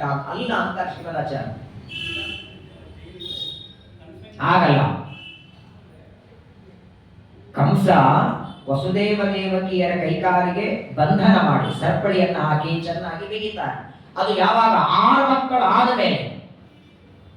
ಯಾಕಂತ ಕೇಳಿ, ಮಕ್ಕಳನ್ನ ಕೊಡ್ತೇನೆ ಅಂದಾಗ ಕೇವಲ ಅವರಿಬ್ಬರನ್ನ ಒಂದು ತನ್ನ ಕಾರಾಗೃಹದಲ್ಲಿ ಇಟ್ಟದ್ದು ಸರಿ, ಅವ್ರ ಮನೆಗೆ ಕಳಿಸ್ಲಿಲ್ಲ. ತನ್ನ ರಾಜ್ಯದಲ್ಲೇನೆ ದೇವಕಿ ವಸುದೇವರನ್ನ. ಆದರೆ ಹೀಗೆಲ್ಲ ಕೈಕಾಲಿಗೆ ಬಂಧನ ಮಾಡಿ ಇಡ್ಲಿಲ್ಲ. ಮೊದಲನೇ ಮಗು ಹುಟ್ಟಿತು, ಆ ಮಗುವನ್ನ ಕಂಸನಿಗೆ ತಂದು ಕೊಡ್ತಾರೆ. ಕಂಸ ಬೇಡ ಅಂತಾರೆ. ನಾರದರು ಬರ್ತಾರೆ, ಆ ಮಗುವನ್ನ ಕೊಲ್ಲು ಅಂತಾರೆ. 1 2 3 4 6 ಮಕ್ಕಳು. ವಾಸ್ತವಿಕವಾಗಿ 6ನೇ ಮಕ್ಕಳಾದ ಮೇಲೆ ಕಂಸನಿಗೆ ಇವರ ಕೈಕಾಲಿಗೆ ಬೇಡಿ ಹಾಕುವಂತೆ, ದೇವಕಿಗೆ ಅಷ್ಟು ತೊಂದರೆ ಕೊಡುವಂತೆ ಮಾಡಿದ್ದೇನು ಅಂದ್ರೆ ನಾರದರ ಒಂದು ಮಾತು. ಮಕ್ಕಳನ್ನು ಕೊಲ್ಲುವಂತ ಮಾತ್ರ ನಾರದರ ಹೇಳಿಲ್ಲ. ನಾರದರ ಮಾತಿನಂತೆ 6 ಜನ ಮಕ್ಕಳನ್ನ ಕಂಸ ಕೊಂದದ್ದು. ಆದರೆ ನಾರದರು ಬಂದು ಕೇವಲ ಈ 6 ಜನ ಮಕ್ಕಳನ್ನ ಕೊಂದು ಹಾಕುವಂತ ಮಾತ್ರ ಹೇಳಿಲ್ಲ. ಇನ್ನೊಂದು ರಹಸ್ಯದ ಮಾತು ಹೇಳ್ತಾರೆ. ನೀನ್ ಯಾರು ಅಂತ ಕೇಳಿದ್ರೆ ಕಂಸನಿಗೆ, ನಿನ್ನ ಮೂಲ ರೂಪ ಯಾವುದು? ಕಾಲನೇಮಿ ಅನ್ನುವ ದೈತ್ಯ ನೀನು. ಈ ಎಲ್ಲಿರುವ ದೇವಕಿ, ಈ ವಸುದೇವ ಯಾರು? ನಂದ ಯಾರು? ಯಾದವರು ಯಾರು? ಇವರೆಲ್ಲರೂ ಹಿಂದಿನ ಜನ್ಮದಲ್ಲೂ ನಿನ್ನ ದ್ವೇಷಿಗಳೇ. ಕಂಸನಿಗೆ ಇವರು ಯಾರು ಅಂತ ಗೊತ್ತಿರಲಿಲ್ಲ. ಪಾಪ ಗೊತ್ತಿರಲಿಲ್ಲ ಅಂದ್ರೆ ಇವರ ಹಿಂದಿನ ಜನ್ಮ ಗೊತ್ತಿಲ್ಲ. ನಾರದರು ಬಂದು ಅದೆಲ್ಲ ರಹಸ್ಯ ಹೇಳ್ತಾರೆ. ಇವರೆಲ್ಲರೂ ಕೂಡ ಮತ್ತೆ ನಿನ್ನನ್ನ ದೇವರಿಂದ ಸಂಹಾರ ಮಾಡಿಸೋದಕ್ಕೆ ಪ್ರಯತ್ನ ಮಾಡ್ತಿದ್ದಾರೆ. ಹಿಂದೊಮ್ಮೆ ಇದೇ ಕಾಲನೇಮಿ ಪರಮಾತ್ಮನಿಂದ ಹತನಾಗಿದ್ದ, ಸತ್ತೋಗಿದ್ದ. ಅವನೀಗ ಕಂಸನಾಗಿದ್ದಾನೆ. ಪ್ರಪಂಚದೊಳಗೆ ಒಬ್ಬ ವ್ಯಕ್ತಿಯ ಜೊತೆಗೆ ಜಗಳವೋ, ಸಿಟ್ಟವೋ, ದ್ವೇಷವೋ 1 ವಾರ, ತಿಂಗಳು, ವರ್ಷ, 2 ವರ್ಷ, ಬಹಳ ಆದ್ರೆ 10 ವರ್ಷ, ಕೊನೆಗೆ ಆಯುಷ್ಯ ಇರೋವರೆಗೆ ಮಾಡಬಹುದು. ಸತ್ತ ಮೇಲೆ ದ್ವೇಷ ಮಾಡ್ಲಿಕ್ಕಾಗತ್ತಾ? ಆದರೆ ನೋಡಿ, ಕಂಸನಿಗೂ ಈ ಎಲ್ಲ ಯಾದವರಿಗೂ ದ್ವೇಷ 1 ದಿವಸದ್ದಲ್ಲ, 1 ವಾರದ್ದಲ್ಲ, ಹಿಂದಿನ ಜನ್ಮದಿಂದ ಹಿಡಿದು ದ್ವೇಷ ಇದೆ. ಈ ಮಾತು ನಾರದರು ಬಂದು ಹೇಳಿರಲಿಲ್ಲ ಅಂದ್ರೆ ಇನ್ನಷ್ಟು ದ್ವೇಷ ಕಂಸನಿಗೆ ಬರ್ತಿರಲಿಲ್ಲ. ಯಾದವರು ಅಂದ್ರೆ ನಿನ್ನ ದ್ವೇಷಿಗಳು, ನಿನ್ನ ಶತ್ರುಗಳು, ನಿನ್ನನ್ನು ಹೊಡೆಯುವುದಕ್ಕೆ ಬಂದವರು. ಈಗ ದೇವಕಿಯಲ್ಲಿ ಬರುವ 8ನೇ ಮಗ ಅಂದ್ರೆ ಬರೀ 8ನೇ ಮಗನಿಂದ ಮರಣ ಅಂತ ಇಷ್ಟೇ ಇದ್ದ ಆಕಾಶವಾಣಿ. ಅವನು ಯಾರು ಅಂತ ಹೇಳಿರಲಿಲ್ಲ. ದೇವಕಿಯಲ್ಲಿ ಹುಟ್ಟುವ 8ನೇ ಗರ್ಭದಿಂದ ಮರಣ ಅಂತ ಮಾತ್ರ ಆಕಾಶವಾಣಿ. ಆ 8ನೇ ಗರ್ಭವನ್ನು ಸಾಕ್ಷಾತ್ ವಿಷ್ಣು ಅಂತ ಹೇಳಿದ್ದು ನಾರದರು. ಹಿಂದಿನ ಜನ್ಮದಲ್ಲಿ ಇವನಿಂದಲೇ ಸತ್ತಿದ್ದಿ, ಈಗ ಅವನೇ ಇಲ್ಲಿ 8ನೇವನಾಗಿ ಬಂದು ಕೊಲ್ಲೋನಿದ್ದಾನೆ ಅಂತ ಯಾವಾಗ ಗೊತ್ತಾಯಿತೋ ಆಗ ಕೈಕಾಲಿಗೆ ಬೇಡಿ ಹಾಕ್ತಾನೆ. ಅಲ್ಲಿವರೆಗೆ ವಿಷ್ಣು ಅಂತ ಗೊತ್ತಿರಲಿಲ್ಲ ಅವನಿಗೆ. ಒಟ್ಟಿಗೆ 8ನೇ ಗರ್ಭದಿಂದ ಮರಣ. ಮೊದಲಿನ 6 ಮಕ್ಕಳು ಹೋಯ್ತು, 7ನೇದು ಅದಕ್ಕೆ 8ನೇದು ಹೆಣ್ಣು ಮಗುವಿದೆ ಅಂತಾಳ ದೇವಕಿ. ಅಲ್ಲಿಂದ ಈ ದುರ್ಗಿನಿಯನ್ನು ತರ್ತಾಳೆ. ಇದು ಹೆಣ್ಣು ಮಗು ಅಂದಾಗ ಪರವಾಗಿಲ್ಲ, ಒಟ್ಟಿಗೆ 8ನೇ ಗರ್ಭದಿಂದ ಮರಣ ಇದೆ ಕೊಡುವಂತಾನೆ. ನಾರದರು ಬಂದು 8ನೇ ಗರ್ಭದಿಂದ ಮಾತ್ರ ಮರಣ ಅಂತ ತಿಳ್ಕೋಬೇಡ, ಆ 8ನೇ ಗರ್ಭದಲ್ಲಿ ಬರೋನು ಸಾಕ್ಷಾತ್ ನಾರಾಯಣ. ಅವನಿಂದಲೇ ಹಿಂದೊಮ್ಮೆ ನೀನು ಸತ್ತಿದ್ದಿ, ಈಗ ಮತ್ತೆ ನಿನ್ನನ್ನು ಕೊಲ್ಲೋದಕ್ಕೆ ನಿನ್ನ ತಂಗಿಯಾದ ದೇವಕಿಯಲ್ಲಿ ಬರೋನಿದ್ದಾನೆ ಅನ್ನುವ ರಹಸ್ಯವನ್ನ ಯಾವಾಗ ನಾರದರು ಬಂದು ಹೇಳ್ತಾರೆ, ಆಗ ಯಾದವರ ಮೇಲೆ, ವಸುದೇವ ದೇವಕಿಯರ ಮೇಲೆ ಇನ್ನಷ್ಟು ಕೋಪ ಬಂತು ಕಂಸನಿಗೆ. ಹೌದು, ಅಷ್ಟೇ. 6 ಜನ ಮಕ್ಕಳ ಹುಟ್ಟೋವರೆಗೆ ಮನೆಯಲ್ಲಿ ಇದ್ರು, ಓಡಾಡ್ಕೊಂಡಿದ್ರು. 6 ಮಕ್ಕಳಾದ ಮೇಲೆ ಕೈ ಕಾಲಿಗೆ ಬೇಡಿ. ಯಾಕಂದ್ರೆ 6 ಮಕ್ಕಳಾದ ಮೇಲೆ ಅದೇನು 8ನೇದು ಹುಟ್ಟೋದಿದೆಯಲ್ಲ, ಅದು ಯಾರು ಅನ್ನೋ ಪರ್ಟಿಕ್ಯುಲರ್ ಆಗಿ ಬಂದು ನಾರದರು ಹೇಳ್ತಾರೆ, ಅವನೇ ನಿನ್ನ ಶತ್ರು. ಬರೇ 8ನೇ ಗರ್ಭದಿಂದ ಮರಣ ಅಂತ ಕಾಯಬೇಡ, ಅವನು 8ನೇಯವನು ಯಾರು? ನಾರಾಯಣ, ಸಾಕ್ಷಾತ್ ವಿಷ್ಣು. ಅವನಿಗೂ ನೀನು ಇದು ಒಂದು ಜನ್ಮದಲ್ಲ, ಹಿಂದಿನ ಜನ್ಮದ್ದು ವೈರ ಇದೆ. ಅದನ್ನು ನೆನಪಿಸಿಕೊಟ್ರು ನಾರದರು. ಜನ್ಮಗಳ ನಿನ್ನ ಶತ್ರು ಆ ವಿಷ್ಣು ಅಲ್ಲಿ ಬರೋರಿದ್ದಾರೆ ಅಂದಾಗ, ಹಾಗಾದ್ರೆ ನನ್ನ ಶತ್ರುವಾದ ವಿಷ್ಣುವಿಗೆ ಇವಳು ಜನ್ಮ ಕೊಡ್ತಾಳೆ ಅನ್ನುವ ಕೋಪದಲ್ಲಿ ಕೈಕಾಲಿಗೆ ಬೇಡಿಯನ್ನ ಹಾಕಿ ವಸುದೇವ ದೇವಕಿಯರನ್ನ ಬಂಧನ ಮಾಡ್ತಾರೆ. ಶ್ರೀಮದಾಚಾರ್ಯ ಮಾತು ನೋಡಿ ಎಷ್ಟು ಚೆನ್ನಾಗಿರುತ್ತೆ. ಆಚಾರ್ಯ ಶ್ರೀಮದಾಚಾರ್ಯ ಸಂತುಮೇ ಜನ್ಮನಿ. ಸರಿ, 6 ಜನ ಮಕ್ಕಳನ್ನ ವರ್ಷಕ್ಕೆ ಒಂದರಂತೆ ಸಂಹಾರ ಮಾಡಿದ್ದಾನೆ. ಆ ಷಡ್ಗರ್ಭ ಕಥೆಯನ್ನ ಹಿಂದೆ ನೀವು ಕೇಳಿದ್ದೀರಿ.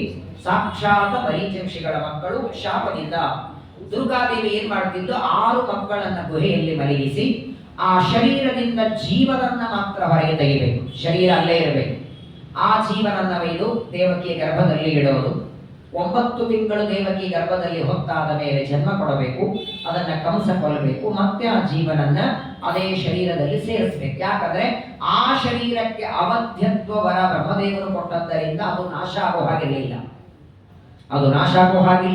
ಕಂಸನ ಹಿರಣ್ಯಕಶಿಪುವಿನ ಶಾಪದಂತೆ ಇವರು ಸಾಯಬೇಕು. ದೇವರ ಋಷಿಗಳ ಶಾಪ, ಇದು 3 ನಡಿಬೇಕಾದ್ದರಿಂದ 6 ಮಕ್ಕಳು ಸತ್ತೋಗಿ ಬಿಡ್ತಾರೆ. 6 ಮಕ್ಕಳ ಸತ್ತ ಮೇಲೆ 7ನೇ ಗರ್ಭವನ್ನ ದೇವಕಿ ಧಾರಣೆ ಮಾಡ್ತಾಳೆ. ಸಾಕ್ಷಾತ್ ಶೇಷದೇವರು ತಾರತಮ್ಯದಲ್ಲಿ 5ನೇ ಕಕ್ಷಾದಲ್ಲಿದ್ದಾರೆ. ಗರುಡ, ಶೇಷ, ರುದ್ರರು. ಇಂತಹ ದೊಡ್ಡ ಸ್ಥಾನ.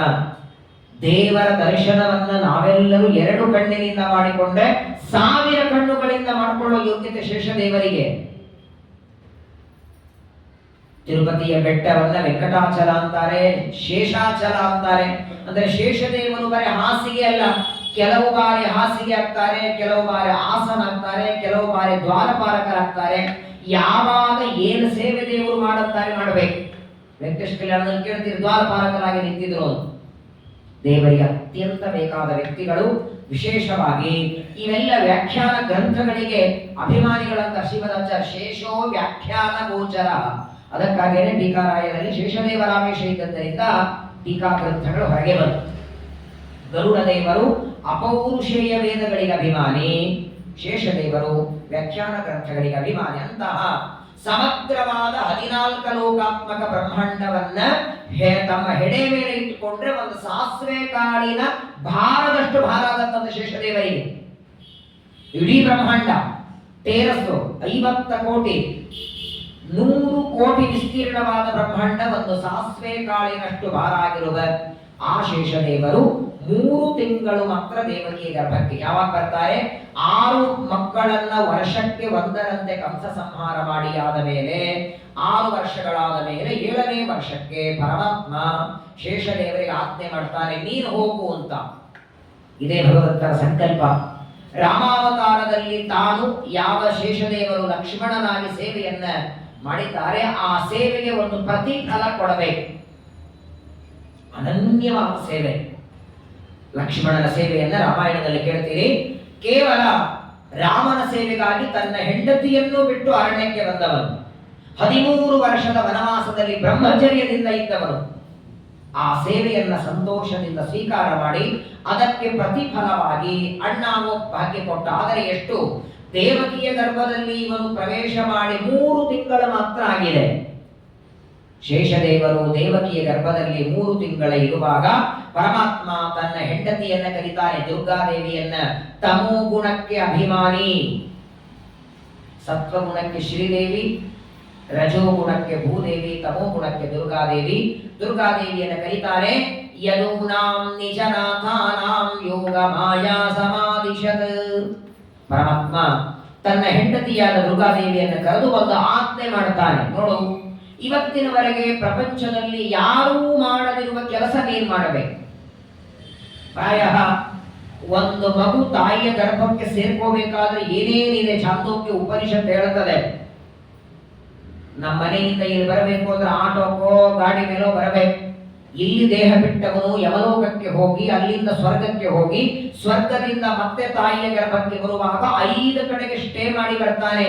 ಅದನ್ನೇ ಜಗನ್ನಾಥಾಸರು ಪಂಚಾಗ್ನಿಹೋತ್ರ ಸಂಧಿ ಅಂತ ಕರೀತಾರೆ. ದೊಡ್ಡ ಯಜ್ಞ ಅದು. ಮೊದಲನೇದು ನಾರಾಯಣವೆಂಬ ಅಗ್ನಿಯಲ್ಲಿ ಹೋಮ, ಅದು ಸ್ವರ್ಗಲೋಕದಲ್ಲಿ ನಡೀತದೆ. ಎರಡನೇದು ಪರ್ಜನ್ಯವೆಂಬ ಅಗ್ನಿಯಲ್ಲಿ ಹೋಮ, ಅನಂತರದಲ್ಲಿ ಪೃಥ್ವಿಯಲ್ಲಿ ಸಂಕರ್ಷನಾಮಕ ಪರಮಾತ್ಮನಲ್ಲಿ ಹೋಮ, ನಾಲ್ಕನೇದು ತಂದೆಯಲ್ಲಿ, ಐದನೇದು ತಾಯಿಯಲ್ಲಿ. 5 ಕಡೆಗೆ ಇದ್ದು ಬರ್ತಾರೆ. ಆ ತಾಯಿಯ ಗರ್ಭದಲ್ಲಿ ಪ್ರವೇಶ ಮಾಡಿದ ಮೇಲೂ ಒಂದೇ ಕಡೆಗೆ 3-4 ತಿಂಗಳಿಗೆ ಬಿದ್ದು ಹೋಗುವ ಸಂಭವ ಇರುತ್ತೆ. ಒಂದೇ ಕಡೆಗೆ ಗರ್ಭ ನಿಲ್ಲೋದಿಲ್ಲ. ಅಂಥದ್ರೊಳಗೆ ಒಂದು ಕಡೆಗೆ ಬೆಳೆದ ಗರ್ಭ ಇನ್ನೊಂದು ಕಡೆಗೆ ಒಯ್ದು ಇಡೋದಿದೆಯಲ್ಲ. ಯಾವ ವಿಜ್ಞಾನಿಗಳು, ಯಾವ ಡಾಕ್ಟರ್ ಎಂಥ ಬುದ್ಧಿವಂತರೇ ಬರಲಿ, ಇವತ್ತು ಸಂತಾನಕ್ಕೆ ಬೇರೆ ಬೇರೆ ಬೇರೆ ಪದ್ಧತಿಗಳೆಲ್ಲ ಬಂದಿದೆ. ಆದರೆ ಈ ಪರಮಾತ್ಮ ಮಾಡಿದಂತಹ ದುರ್ಗಾದೇವಿಯಿಂದ ಮಾಡಿಸಿದ ಒಂದು ಗರ್ಭದಲ್ಲಿ ಬೆಳೆಯುವ ಆ ಗರ್ಭವನ್ನ ಎತ್ತಿ ಇನ್ನೊಂದು ಕಡೆಗೆ ಪ್ಲಾಂಟ್ ಮಾಡೋದಿದೆಯಲ್ಲ, ಅದು ಯಾವ ಡಾಕ್ಟರ್ ಮಾಡ್ಲಿಕ್ಕೆ ಸಾಧ್ಯ ಇಲ್ಲ. ಅದನ್ನ ನಮ್ಮ ಸ್ವಾಮಿ ಭಗವಂತ ಸರ್ವೋತ್ತಮನಾದ ದೇವರೇ ಮಾಡಬಲ್ಲ. ಏನು ಅದ್ಭುತವಾದ ಕಾರ್ಯ ಮಾಡಿಸ್ತಾನೆ ನೋಡಿ. ಗಚ್ಚ ದೇವಿ ವ್ರಜಂ ಭದ್ರೇ ಗೋಪಗೋಪಿರಲಂಕೃತಂ ರೋಹಿಣಿ ವಸುದೇವಸ್ಯ ಭಾರ್ಯಾಸ್ತೆ ನಂದಗೋಕುಲೇ. ಇಲ್ಲಿ ಒಂದು ಪ್ರಶ್ನೆ ಬಂದದೋ ಇಲ್ಲೋ ಗೊತ್ತಿಲ್ಲ. ಕಶ್ಯಪರಿಗೆ ಮೂಲ ರೂಪದಲ್ಲಿ 13 ಜನ ಮಡದಿಯರು. ಅದೇ ಕಶ್ಯಪರೇ ಇಲ್ಲಿ ವಸುದೇವ. ಸಾಮಾನ್ಯವಾಗಿ ಋಷಿಗಳು ಭೂಮಿಗೆ ಬಂದ್ರೆ ಅವರ ಮಡದಿಯರು ಭೂಮಿಗೆ ಬರಬೇಕು. ಹಾಗಾದ್ರೆ ಕಶ್ಯಪರು ವಸುದೇವ ಆದರೆ ಅವರ 13 ಜನ ಮಡದಿಯರು ಬರಬೇಕು ತಾನೆ. ಆದ್ರೆ ಹೇಳೋದು ಮಾತ್ರ ಉಳಿದವರೆಲ್ಲ ಹೋಗಿದ್ರು, ಬರಲಿಲ್ವಾ? ಉಳಿದ ಸ್ತ್ರೀಯರನ್ನ ವಸುದೇವ ವಿವಾಹ ಮಾಡಿಕೊಂಡದ್ದೋ ಇಲ್ಲೋ? ಕಶ್ಯಪರಾದಾಗ ಮಾತ್ರ 13 ಜನರು, ಅಥವಾ ಅದೇ ಕಶ್ಯಪರು ವಸುದೇವರಾದಾಗಲೂ ಮಾಡಿಕೊಂಡಿದ್ರು. ವಸುದೇವನಾದಾಗಲೂ ಆ ಮೂಲ ರೂಪದ ಎಲ್ಲ ಮದುವೆಯಾಗಿತ್ತು. ಆದರೆ ಅವರು ಯಾರು ಇಲ್ಲಿ ಬಂದಿರಲಿಲ್ಲ. ಯಾಕಂದ್ರೆ ಅಕಸ್ಮಾತ್ತಾಗಿ ಕಂಸನಿಗೆ ದೇವಕಿಯಂತೆ ಇನ್ನೂ ಅನೇಕ ಜನ ವಸುದೇವರಿಗೆ ಹೆಂಡಂದಿರಿದ್ದಾರೆ ಅಂತ ಗೊತ್ತಾದರೆ ಅವರಲ್ಲಿ ಹುಟ್ಟುವ ಮಕ್ಕಳನ್ನು ಇದೇ ರೀತಿ ಸಂಹಾರ ಮಾಡ್ತಾನೆ.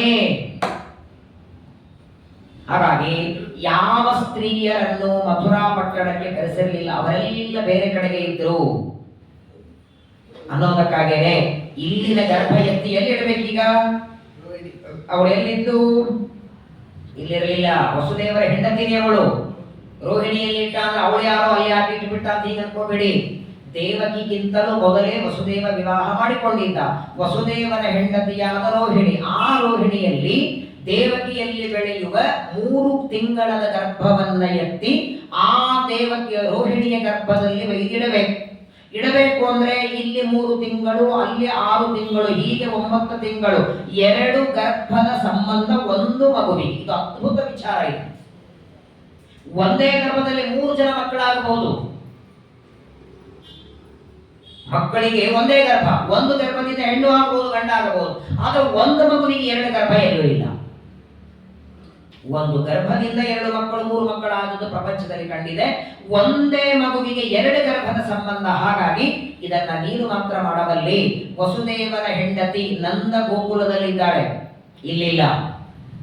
ನಂದ ಗೋಕುಲದಲ್ಲಿ ವಸುದೇವನ ಇನ್ನೊಬ್ಬ ಹೆಂಡತಿ ರೋಹಿಣಿ ಇದ್ದಾಳೆ. ಈ ದೇವಕಿಯ ಗರ್ಭದಿಂದ ಮಗುವನ್ನ ಎತ್ತಿ ಅಲ್ಲಿ ಒಯ್ದಿಡು. ಈ ವಿಚಿತ್ರ ನೋಡಿ, ಎತ್ತಿ ಇಡಬೇಕು. ಯಾರಿಂದ ಎತ್ತಬೇಕೋ, ಯಾವ ದೇವಕಿಯ ಗರ್ಭದಿಂದ ಮಗು ಎತ್ತಬೇಕೋ ಆ ದೇವಕಿ ಇದ್ದಾಳೆ ಮಥುರೆಯಲ್ಲಿ. ಎಲ್ಲಿ ಪ್ಲಾಂಟ್ ಮಾಡಬೇಕು ಅವಳೆಲ್ಲಿದ್ದಾಳೆ? ಎಷ್ಟು ದೂರ ಇದೆ ಗೋಕುಲಕ್ಕೂ ಮಥುರೆಗೂ. ಅಲ್ಲಿಂದಲೇ ಈ ಬೆಟ್ಟ ಮೇಲಿದ್ದನ್ನೇ ಇನ್ನೊಂದು ಬೆಟ್ಟದಲ್ಲಿರುವ ಹೆಣ್ಣಿನ ಗರ್ಭಕ್ಕೆ ಸೇರಿಸಲಿಕ್ಕೆ ಆಗಲ್ಲ ಡಾಕ್ಟರ್ಗಳಿಗೆ.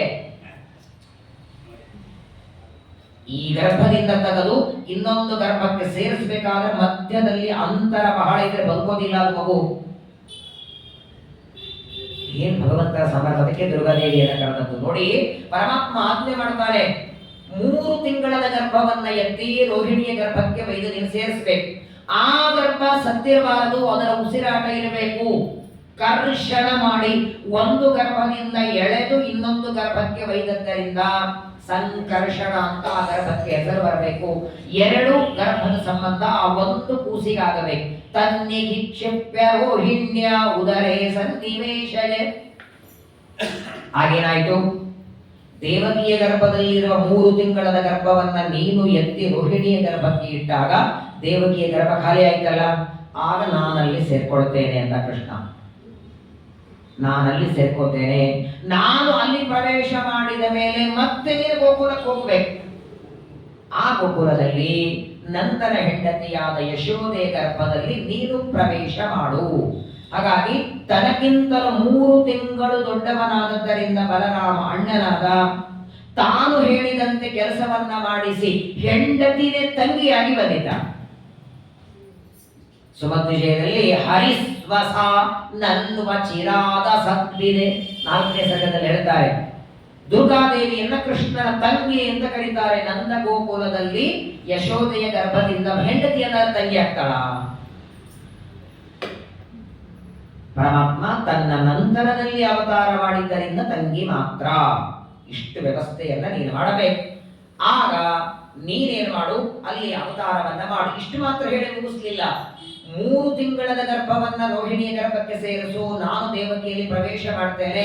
10 ತಿಂಗಳವರೆಗೆ ನಾನು ದೇವಕಿಯ ಗರ್ಭದಲ್ಲಿ ಇರ್ತೇನೆ ಅಂತ. 9 ತಿಂಗಳಿಗಲ್ಲ, ಸಂಪೂರ್ಣ 10 ತಿಂಗಳಾಗುವವರೆಗೂ ನಾನು ದೇವಕಿಯ ಗರ್ಭದಲ್ಲಿ ಇರ್ತೇನೆ. ಯಾವಾಗ ನಾನು ದೇವಕಿಯ ಗರ್ಭದಿಂದ ಶ್ರಾವಣ ಮಾಸ ಕೃಷ್ಣ ಪಕ್ಷ ಅಷ್ಟಮಿ ತಿಥಿ ರೋಹಿಣಿ ನಕ್ಷತ್ರ ಮಧ್ಯರಾತ್ರಿಯಲ್ಲಿ ಅವತಾರ ಮಾಡ್ತೇನೆ. ನನ್ನ ಅವತಾರದ ನಂತರದಲ್ಲಿ ನೀನು ದುರ್ಗಾದೇವಿಯಲ್ಲಿ ಯಶೋದೆಯಲ್ಲಿ ನೀನು ಅವತಾರ ಮಾಡಬೇಕು. ನನಗಿಂತ 3 ತಿಂಗಳ ಮೊದಲು ರೋಹಿಣಿಯಲ್ಲಿ ಬಲರಾಮ ಅವತಾರ ಮಾಡ್ತಾರೆ. ನನ್ನ ನಂತರದಲ್ಲಿ ನೀನು ಅವತಾರ ಮಾಡು. ಅವತಾರ ಮಾಡಿದ ಮೇಲೆ ನಾನು ಗೋಕುಲಕ್ಕೆ ಹೋಗ್ತೇನೆ, ನೀನು ಮಥುರೆಗೆ ಬರಬೇಕು. ಗಂಡ ಹೆಂಡತಿ ಪ್ಲಾನ್ ನೋಡಿ ಚೆನ್ನಾಗಿದೆ. ಅವತಾರ ಮಾಡಿದ ದಿನವೇ ಮಥುರೆ ಬಿಟ್ಟು ಗೋಕುಲಕ್ಕೆ ಹೋಗ್ತೇನೆ, ಗೋಕುಲದಿಂದ ನೀನು ಮಥುರೆಗೆ ಬರಬೇಕು. ಇಲ್ಲಿ ಬಂದು ಆ ಕಂಸನ ಸೇವಕರಿಗೆ ಎಲ್ಲರಿಗೂ ಜೋರಾಗಿ ನಿದ್ದೆಯಲ್ಲಿದ್ದವರನ್ನ ಎಬ್ಬಿಸಿ 8ನೇ ಗರ್ಭ ನೀನೇ ಅಂತ ಅವ್ರಿಗೆ ಗೊತ್ತಾಗುವ ಹಾಗೆ ಮಾಡಬೇಕು. ಯಾಕಂದ್ರೆ 8ನೇ ನಾನು ಅವತಾರ ಮಾಡುವಾಗ ಅವರೆಲ್ಲರಿಗೆ ಗಾಢ ನಿದ್ದೆ ಇರುತ್ತೆ. ಅವತಾರ ಮಾಡಿದ್ದು ಗೊತ್ತಿಲ್ಲ, ಕೃಷ್ಣನನ್ನ ಕರ್ಕೊಂಡು ಹೋದದ್ದು ಗೊತ್ತಿಲ್ಲ. ಯಾವಾಗ ಮಲಗಿರ್ತಾರೆ ಅವರೆಲ್ಲ? ಇನ್ನು ಕೃಷ್ಣನ ಅವತಾರ ಆಗೋದಕ್ಕೆ ಮೊದಲೇ ಮಲಗಿದಂತಹ ಎಲ್ಲ ಕಂಸನ ಸೇವಕರಿಗೆ ಎಚ್ಚರ ಆಗೋದು. ಕೃಷ್ಣ ಅವತಾರ ಮಾಡಿ ವಸುದೇವ ದೇವಕಿಯ ಸ್ತೋತ್ರ ಮಾಡಿ ಕೃಷ್ಣ ಮತ್ತೆ ಸಣ್ಣ ರೂಪ ತಗೊಂಡು ಆ ಕೃಷ್ಣನನ್ನ ಬಿದುರಿನ ಬುಟ್ಟಿಯಲ್ಲಿ ಕೂಡಿಸ್ಕೊಂಡು ಗೋಕುಲಕ್ಕೆ ಇಟ್ಟು ಅಲ್ಲಿರುವ ದುರ್ಗಾದೇವಿಯನ್ನು ಕರ್ಕೊಂಡು ಬಂದು ಮತ್ತೆ ಮೊದಲಿನಂತೆ ಎಲ್ಲ ಬೇಡಿಗಳು ಕೀಲೆ ಹಾಕಿ ಆ ದುರ್ಗಾದೇವಿ ಅಳೋದಕ್ಕೆ ಪ್ರಾರಂಭ ಆಗುವರಿಗೆಲ್ಲ ಎಚ್ಚರ ಆಗುತ್ತೆ. ಅಲ್ಲಿಯವರೆಗೆ ಅವರಿಗೆ ನಿದ್ದೆನೂ ನೀನೇ ಕೊಡಬೇಕು ಅಂತ ದುರ್ಗಾದೇವಿಗೆ ಆಜ್ಞೆ ಮಾಡ್ತಾನೆ. ಇಷ್ಟು ಕೆಲಸವನ್ನ ನೀನು ಮಾಡಿದೆಯಂದ್ರೆ ಪ್ರಪಂಚದಲ್ಲಿ ನಿನ್ನನ್ನ ಜನ ಎಲ್ಲ ಬೇರೆ ಬೇರೆ ಹೆಸರಿನಿಂದ ಪೂಜೆ ಮಾಡ್ತಾರೆ. ನಾಮಧೇಯಾನಿ ಕುರುವಂತಿ. ನಿನ್ನನ್ನ ದುರ್ಗಾ, ಭದ್ರಕಾಳಿ, ವಿಜಯ, ವೈಷ್ಣವಿ, ಕುಮುದ, ಚಂಡಿಕಾ, ಕೃಷ್ಣ, ಮಾಧವಿ, ಕನ್ಯಕಾ, ಮಾಯಾ, ನಾರಾಯಣಿ, ಈಶಾನ, ಶಾರದಾ, ಅಂಬಿಕಾ ಇವೆಲ್ಲ ಹೆಸರುಗಳಿಂದ ನಿನ್ನನ್ನ ಜನ ಪೂಜೆ ಮಾಡ್ತಾರೆ. ಎಂತಹ ಭಯಾನಕ ಪ್ರಸಂಗದಲ್ಲಿ ನಿನ್ನ ಸ್ಮರಣೆ ಮಾಡಿದರೂ ಸಾಕು. ವಿಜಯದಾಸರು ದುರ್ಗಾ ಸುಳಾದಿಯನ್ನ ಮಾಡಿಕೊಟ್ಟಿದ್ದಾರೆ. ಇದೆಲ್ಲದಕ್ಕೂ ಒಂದೊಂದು ಅರ್ಥ ಇದೆ.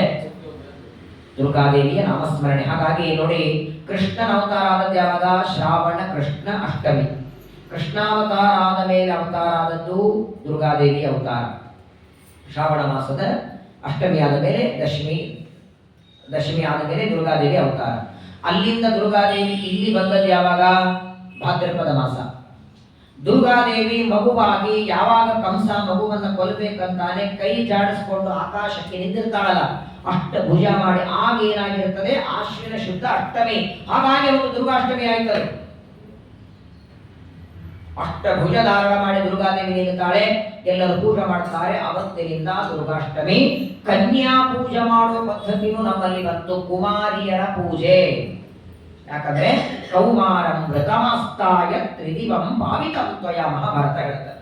ಇದೇ ದುರ್ಗಾದೇವಿಯ ಸ್ತೋತ್ರ ಮಾಡಿ ಪಾಂಡವರು ಅಜ್ಞಾತವಾಸಕ್ಕೆ ಹೋಗುವಾಗ, ವಿರಾಟ ನಗರಕ್ಕೆ ಹೋಗುವಾಗ ದುರ್ಗಾದೇವಿಯ ಸ್ತೋತ್ರ ಮಾಡಿ ಹೋಗ್ತಾರೆ. ಅಂತಹ ಅನಂತ ಗುಣಪೂರ್ಣನಾದ ಪರಮಾತ್ಮ ಹೆಂಡತಿಗೆ ಇಷ್ಟು ಆಜ್ಞೆಯನ್ನ ಮಾಡುತ್ತಾನೆ. ಸರಿ ಅಂತ ಪರಮಾತ್ಮನಿಗೆ ನಮಸ್ಕಾರವನ್ನ ಮಾಡಿ ಮಥುರಾ ಪಟ್ಟಣಕ್ಕೆ ದುರ್ಗಾದೇವಿ ಬಂದಿದ್ದಾಳೆ. ಆಗ ದೇವಕಿಯ ಗರ್ಭದಲ್ಲಿ 7ನೇ ಗರ್ಭ ಬೆಳೀತಿದೆ.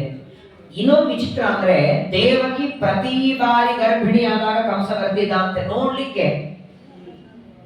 ಪ್ರತಿ ತಿಂಗಳು ಬಂದು ಹೋಗ್ತಿದ್ದ, ದಿನಕ್ಕೊಂದು 2-3 ಸಲ ಬರಬೇಕು. ಅಂದ್ರೆ ಆ ಗರ್ಭ ಇದೆಯಾ, ಮಗು ಇದೆಯಾ ನೋಡ್ತಾ ಇದ್ದ. ಆ ಸಂಪೂರ್ಣ ಒಂದು 9 ತಿಂಗಳು ಪ್ರತಿನಿತ್ಯ ನೋಡ್ಬೇಕು. ಹುಟ್ಟಿದ ಮೇಲೆ ಮಗು ಅಂದ್ಕೊಳ್ಬೇಕು, 2ನೇ ಗರ್ಭ ಮತ್ತೆ ಬರಬೇಕು. 6 ಮಕ್ಕಳಾದ ಮೇಲೆ 7ನೇದು ಯಾವಾಗ ತಂಗಿ ಗರ್ಭಿಣಿಯಾಗಿದ್ದಾಳೆ ಅಂತ ಗೊತ್ತಾಯಿತು. ಆಗ ಮತ್ತೆ ಬಂದ ಕಂಸ ಮತ್ತೆ ಹೇಳ್ತಾನೆ, ಪರವಾಗಿಲ್ಲ 7ನೇ ಗರ್ಭ ಇದಾದ ಮೇಲೆ ಹುಟ್ಟೋದೇ ನನ್ನ ಶತ್ರು. ಆದರೆ ನೋಡಿ, ಪ್ರತಿ ಗರ್ಭಕ್ಕೆ 3 ತಿಂಗಳಿಗೊಂದ್ಸಲ ಬಂದು ಹೋಗ್ತಿದ್ದ.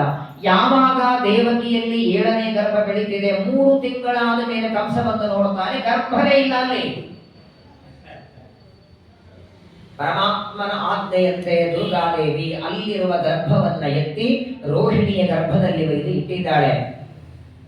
ಬಂದು ಕೇಳ್ತಾನೆ ಕಂಸ, ಏನಾಯಿತು ಅಂತ ಹೇಳ್ತಾನೆ. ಇತಿ ಪೌರಾಹ ವಿಚಕ್ರಶು, ಎಲ್ಲ ಕಡೆಗೆ ವಾರ್ತೆ ಹೋಯಿತು, 7ನೇ ಗರ್ಭ ಪಾತ ಆಯಿತು.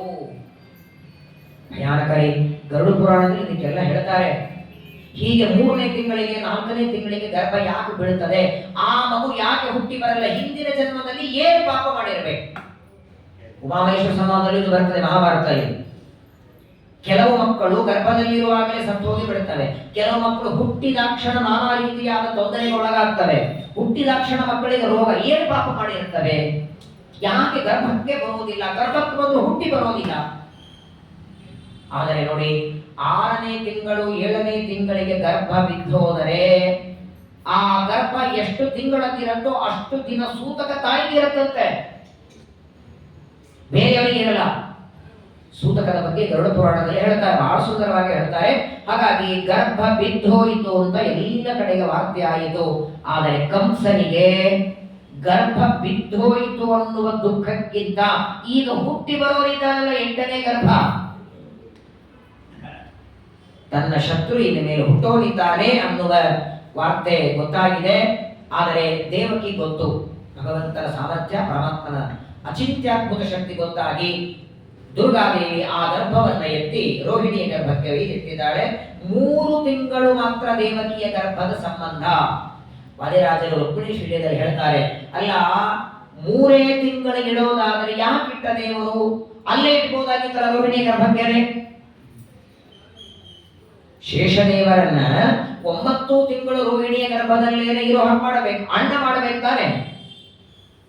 ಇಲ್ಲಿ 3 ತಿಂಗಳು, ಅಲ್ಲಿ 9 ತಿಂಗಳು, ಹಿಂಗ್ಯಾಕೆ ಮಾಡದ ದೇವರು? ಅಣ್ಣ ಆಗಬೇಕಾದರೆ ಒಂದೇ ಗರ್ಭದಲ್ಲಿ 9 ತಿಂಗಳು ಇರೋ ಹಾಗೆ ಮಾಡಬೇಕು. ಬೇಡ, 9 ತಿಂಗಳು ಇದೇ ಗರ್ಭದಲ್ಲಿ ಇರೋ ಹಾಗಾದ್ರೆ ಮಾಡಬೇಕಾಗಿತ್ತು. 9 ತಿಂಗಳು ರೋಹಿಣಿಯಲ್ಲಾದ್ರೂ ಇರೋ ಹಾಗೆ ಮಾಡಬೇಕು, ಇಲ್ಲ ದೇವಕಿಯಲ್ಲೇ 9 ತಿಂಗಳು ಇರೋ ಹಾಗೆ. ಇಲ್ಲಿ 3 ತಿಂಗಳು, ಅಲ್ಲೇ 6 ತಿಂಗಳು, ಈ ರೀತಿ ವ್ಯತ್ಯಾಸವನ್ನು ಯಾಕೆ ಮಾಡ್ತಾನೆ ಅಂತ ವಾದಿರಾಜರು ರುಕ್ಮಿಣೀಶ್ ವಿಜಯದಲ್ಲಿ ಹೇಳ್ತಾರೆ. ಒಬ್ಬ ರಾಜ, ದೊಡ್ಡ ವ್ಯಕ್ತಿ ಬರಬೇಕಾದ್ರೆ ಮನೆಗಿದೆ ಎಲ್ಲ ಸ್ವಚ್ಛ ಮಾಡ್ತೀವಲ್ಲ ನೋಡಿ. ಈಗ ಆ ದೇವಕಿಯ ಗರ್ಭದಲ್ಲಿ ವೈಕುಂಠದಿಂದ ಬಂದು ದೇವರು ಕೂತ್ಕೋಬೇಕಾಗಿದೆ. ಎಷ್ಟೊತ್ತು ಕೂಡಬೇಕು ಅವನು? 10.5 ತಿಂಗಳು. 10.5 ತಿಂಗಳು ದೇವಕಿಯ ಗರ್ಭದಲ್ಲಿ ಬಂದು ಕೂತ್ಕೋಬೇಕು. ಈಗ ನೋಡಿ, ನಿಮ್ಮ ಶರೀರ ತಾಯಿಯ ಗರ್ಭಕ್ಕೆ ಹೋದ ಮೇಲೆ ರೆಡಿ ಆಗತ್ತೆ. ತಂದೆಯಿಂದ ತಾಯಿಯಲ್ಲಿ ಪ್ರವೇಶ ಮಾಡುವಾಗ ನಮಗೆ ಕೈ ಕಾಲು ಮೂಗಿರ್ಲಿಲ್ಲ. ತಾಯಿ ಊಟ ಮಾಡಿದ ಅನ್ನದಿಂದ ಬಂತು. ದೇವರ ಹಾಗಲ್ಲ, ರೆಡಿಯಾಗಿ ಒಳಗೆ ಹೋಗಿ ಕೂತ್ಕೋತಾನೆ.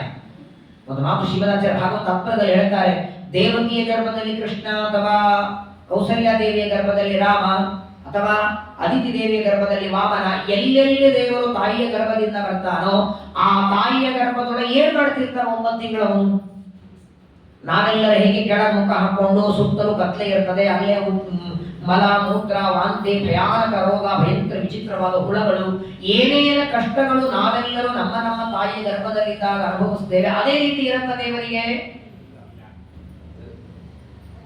ಏನ್ ಮಾಡ್ತಿರ್ತಾನೆ ಏನು ಅಂದ್ರೆ, ಶ್ವೇತದ್ವೀಪ ಅನಂತಾಸನ ವೈಕುಂಠದಲ್ಲಿ ಹೇಗೆ ಕೂತಿರ್ತಾರೆ ನೋಡಿ, ಅಲ್ಲೇನು ಪೂಜಾ ನಡೀತವೆ, ಷೋಡಶ ಉಪಚಾರ ಪೂಜೆ, ಅಲ್ಲೇನು ಧೂಪ ದೀಪ ನೈವೇದ್ಯ ವಾದ್ಯ ಚಾಂಗಟಿ ಅದೆಲ್ಲ ಗರ್ಭದಲ್ಲೂ ಇರುತ್ತಂತೆ. ಯಾವ ತಾಯಿಯ ಗರ್ಭದಲ್ಲಿ ದೇವರಿದ್ರೂ ವಾದ್ಯ ವೈಭವ, ನಿತ್ಯದಲ್ಲಿ ಪೂಜೆ, ನಿತ್ಯದಲ್ಲಿ ದೇವತೆಗಳ ಆರಾಧನೆ. ಅಲ್ಲ, ಇಷ್ಟೇ ಗರ್ಭದಲ್ಲಿ ವಾದ್ಯ ಹೆಂಗ್ ವೈದ್ರು ಅಂತ ಕೇಳಬೇಡಿ, ಅಚಿಂತ್ಯ ಅದ್ಭುತ ಶಕ್ತಿ ಅದು ದೇವರದು. ದೇವರಿಗೆ ಛತ್ರ, ಚಾಮರ, ತಲೆ ಮೇಲೆ ಕಿರೀಟ. ಈ ಶ್ರೀನಿವಾಸ ಕಲ್ಯಾಣದಲ್ಲಿ ಬರುತ್ತೆ, ನಾನು ಅಶ್ವಿನ್ ಮಾಸ್ತರ ಕೇಳ್ತೇವೆ. ವೆಂಕಟೇಶ ದೇವರು ಶ್ರೀನಿವಾಸ ಮದುವೆಗೆ ಬರಬೇಕಾದ್ರೆ ಅವನಿಗೆ ಒಂದು ಛತ್ರ ಹಿಡಿದಿದ್ರು, ಎಡಬಲಕ್ಕೆ ಚಾಮರ ಹಾಕ್ತಿದ್ರು, ಛತ್ರ ಹಿಡಿದಿದ್ರು. ಸಾಮಾನ್ಯವಾಗಿ ಯಾರೋ ರಾಜರು ದೊಡ್ಡವರು ಬಂದ್ರೆ ಛತ್ರ ಹಿಡಿದಿರ್ತಾರೆ, ಎಷ್ಟು ಜನ ಹಿಡಿಬೇಕು? ಒಬ್ಬರು ಸಾಕು ಛತ್ರ ಹಿಡಿಯೋದಕ್ಕೆ. ಬಹಳ ಭಾರ ಇದ್ರೆ ಇಬ್ಬರು ಹಿಡಿಬೇಕು. ಶ್ರೀನಿವಾಸ ಬರ್ತಿದ್ರೆ ಆ ಛತ್ರಿ ಹಿಡಿಯೋದಕ್ಕೆ 10 ಲಕ್ಷ ಜನ ಇದ್ರು. ವೆಂಕಟೇಶ ಕಲ್ಯಾಣದಲ್ಲಿ ಭವಿಷ್ಯೋತ್ತರ ಪುರಾಣ ಹೇಳ್ತದೆ, 10 ಲಕ್ಷ ಜನ ಹಿಡಿದ್ರು ಹೀಗೆ ಬಾಗುತ್ತಿತ್ತಂತೆ. ಎಷ್ಟು ಭಾರ ಇರ್ಬೇಕು ಹೇಳಿ ಆ ಛತ್ರಿ. ಅಂಥ ವೈಭವ ನಮ್ಮ ಸ್ವಾಮಿಗೆ.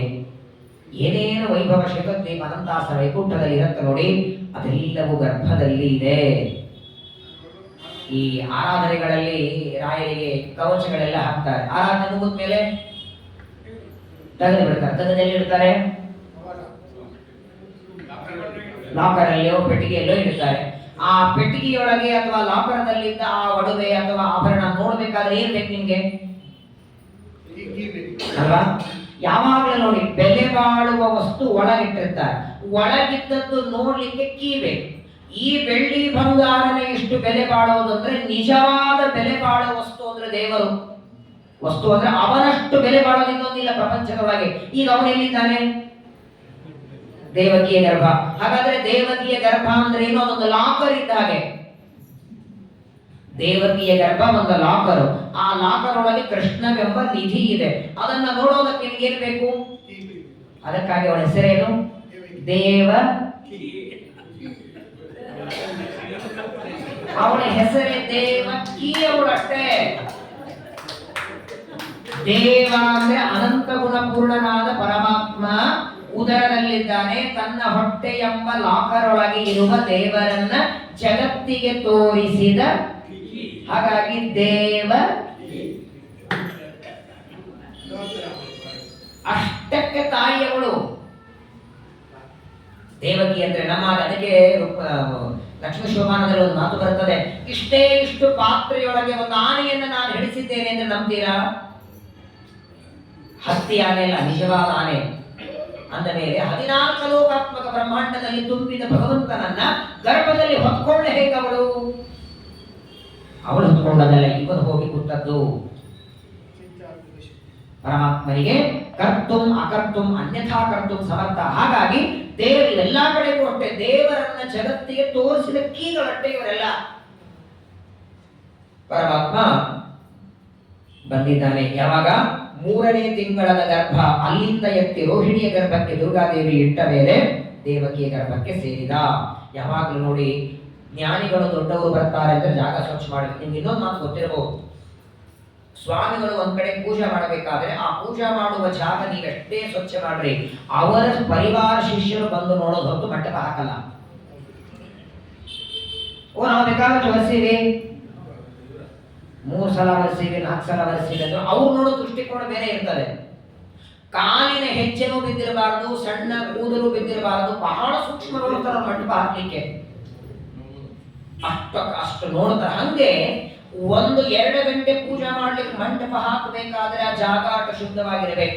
ದೇವರನ್ನ 9 ತಿಂಗಳು ನಾನು ದೇವಕಿಯ ಗರ್ಭದಲ್ಲಿ ಇರ್ಬೇಕು, ಆ ಗರ್ಭ ಶುದ್ಧವಾಗಬೇಕಲ್ಲ. ಆ ಗರ್ಭ ಸ್ವಚ್ಛ ಮಾಡ್ಲಿಕ್ಕೆ ನೀನು ಹೋಗು ಅಂತ 3 ತಿಂಗಳು ಕಳಿಸ್ಕೊಟ್ಟ ಶೇಷದೇವರಿಗೆ. 9 ತಿಂಗಳು ರೋಹಿಣಿಯ ಗರ್ಭದಲ್ಲಿ ಇರಬಹುದಾಗಿತ್ತು ದೇವರಂತ. ನೀವು 9 ತಿಂಗಳು ಅಲ್ಲಿ ಇದ್ರೆ ನಾನು ಆ ಗರ್ಭದಲ್ಲಿ ಹೋಗಬೇಕಲ್ಲ. ನಾನು ಹೋಗೋದಕ್ಕೆ ಒಂದು ಸ್ವಚ್ಛ ಮಾಡೋರು ಯಾರಲ್ಲಿ? ಯಾಕಂದ್ರೆ ಈಗಾಗಲೇ 6 ಜನ ಹೋಗಿ ಬಂದಾರಲ್ಲಿ. 1 ವರ್ಷಕ್ಕೆ ಒಬ್ಬರಂತೆ 6 ಜನ ಮಕ್ಕಳು ಅದೇ ಗರ್ಭದಿಂದ ಬಂದಿದ್ದಾರೆ. ಈಗ ನಾನು ಆ ಗರ್ಭಕ್ಕೆ ಪ್ರವೇಶ ಮಾಡೋದಕ್ಕೆ ಮೊದಲು ಆ ಗರ್ಭವನ್ನು ಶುದ್ಧ ಮಾಡೋದು 3 ತಿಂಗಳು ಟೈಮ್ ಹಿಡಿದಂತೆ ಇವರಿಗೆ. ಶೇಷದೇವರಂತಹ ಜ್ಞಾನಿಗಳಿಗೇನೆ ಪರಮಾತ್ಮ ಬಂದು ಇರೋದಕ್ಕೆ ಬೇಕಾದ ಎಲ್ಲ ವ್ಯವಸ್ಥೆಗಳು ಮಾಡಿ 3 ತಿಂಗಳು ಸ್ವಾಮಿ ಎಲ್ಲ ವ್ಯವಸ್ಥೆ ಆಗಿದೆ, ಆಗಿ ಹೊರಡೋರಿಲ್ಲ. ಎಲ್ಲ ಸ್ವಚ್ಛ ವ್ಯವಸ್ಥೆ ಮಾಡಿ ಗರ್ಭ ಎಲ್ಲ ರೆಡಿ ಮಾಡಿ ಶೇಷದೇವರಲ್ಲಿಂದ ರೋಹಿಣಿಯ ಗರ್ಭಕ್ಕೆ ಹೋಗ್ತಾರೆ. ಅನಂತರ ಪರಮಾತ್ಮ ಪ್ರವೇಶ ಮಾಡಿದ. ಇದು ಆಚಾರ್ಯರ ಮಾತು ನೋಡಿ, ಭಾಗವತ ಅಪ್ಪರದಲ್ಲಿ ಹೇಳ್ತಾರೆ, ನಮಗೂ ದೇವರಿಗೆ ಇದೇ ವ್ಯತ್ಯಾಸ. ನಾವೆಲ್ಲರೂ ತಂದೆಯಿಂದ ತಾಯಿಯ ಗರ್ಭದಲ್ಲಿ ಸೇರ್ಕೋಬೇಕು. ಇವನು ಡೈರೆಕ್ಟ್ ಆಗಿ ತಾಯಿಯ ಗರ್ಭದಲ್ಲಿ ಪ್ರವೇಶ ಮಾಡ್ತಾನೆ. ವೈಕುಂಠ ಲೋಕದಿಂದ ಬಂದ ಒಂದಂಶದಿಂದ ಪ್ರವೇಶ ಮಾಡಿದ. ಸುಮಧ್ವಿಜಯದಲ್ಲಿ ಹೇಳ್ತಾರಲ್ಲ, ಅಂಶೇನ ವಾಯುರವತೀರ್ಯ ಸರೂಪ್ಯ ಪೀಠೆ ವಿಷ್ಣುಂ ಪ್ರಣಮ್ಯ ಭವನಂ ಪ್ರಯಯೌ ತದೀಯಂ. ಮುಖ್ಯ ಪ್ರಾಣದೇವರು ಸತ್ಯಲೋಕದಿಂದ ವಾಯುದೇವರು ಬಂದರು, ಅನಂತೇಶ್ವರನಿಗೆ ನಮಸ್ಕಾರ ಮಾಡಿದರು. ಒಂದಂಶದಿಂದ ವೇದವತಿಯ ಗರ್ಭದಲ್ಲಿ ಸೇರಿಕೊಂಡರು. ಅಲ್ಲಿಯವರೆಗೆ 9 ತಿಂಗಳು ಬೇರೆಯವರಿದ್ದರಲ್ಲಿ. ಮಣಿಮಾನನ್ನುವ ಕುಬೇರನ ಭೃತ್ಯ 9 ತಿಂಗಳು ಇವರು ಇರಲಿಲ್ಲ. 9 ತಿಂಗಳ ಗರ್ಭದಲ್ಲಿದ್ದವನು ಬೇರೆ. ಇನ್ನೇನು 9 ತಿಂಗಳ ಆಗ್ತಾ ಬಂತು ಅಂದ್ರೆ ಅವನನ್ನು ಹೊರಗೆ ಹಾಕಿ ತಾವು ಒಳಗೆ ಹೋಗಿ ಹೊರಗೆ ಬಂದ್ರು. ಅಷ್ಟಕ್ಕೇನೆ ಮಧ್ವಾಚಾರ್ಯನ ಮಗ ಅಂತವ್ರು ಹೇಳ್ಕೊಂಡ್ಬಿಟ್ರು.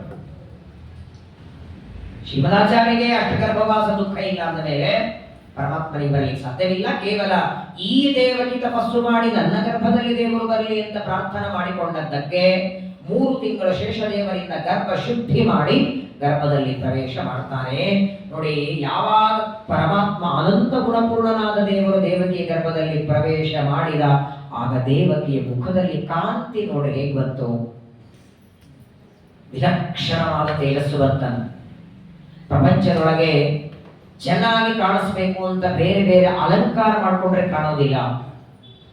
ಶುದ್ಧವಾಗಿ ದೇವರಿಗೆ ನೈವೇದ್ಯ ಮಾಡಿದ ಅನ್ನ, ಶುದ್ಧವಾದ ತೀರ್ಥವನ್ನ ತಗೊಂಡು ಬೇಕಾದ್ರೆ ನೋಡಿ, ಪ್ರತಿನಿತ್ಯ ನೈವೇದ್ಯ ವೈಶ್ವದೇವದ ಊಟ ಮಾಡಿ ನೋಡಿ, ನಿಮ್ಮ ಮುಖದ ಮೇಲೆ ಎಂಥ ಕಳೆ ಬರ್ತದೆ.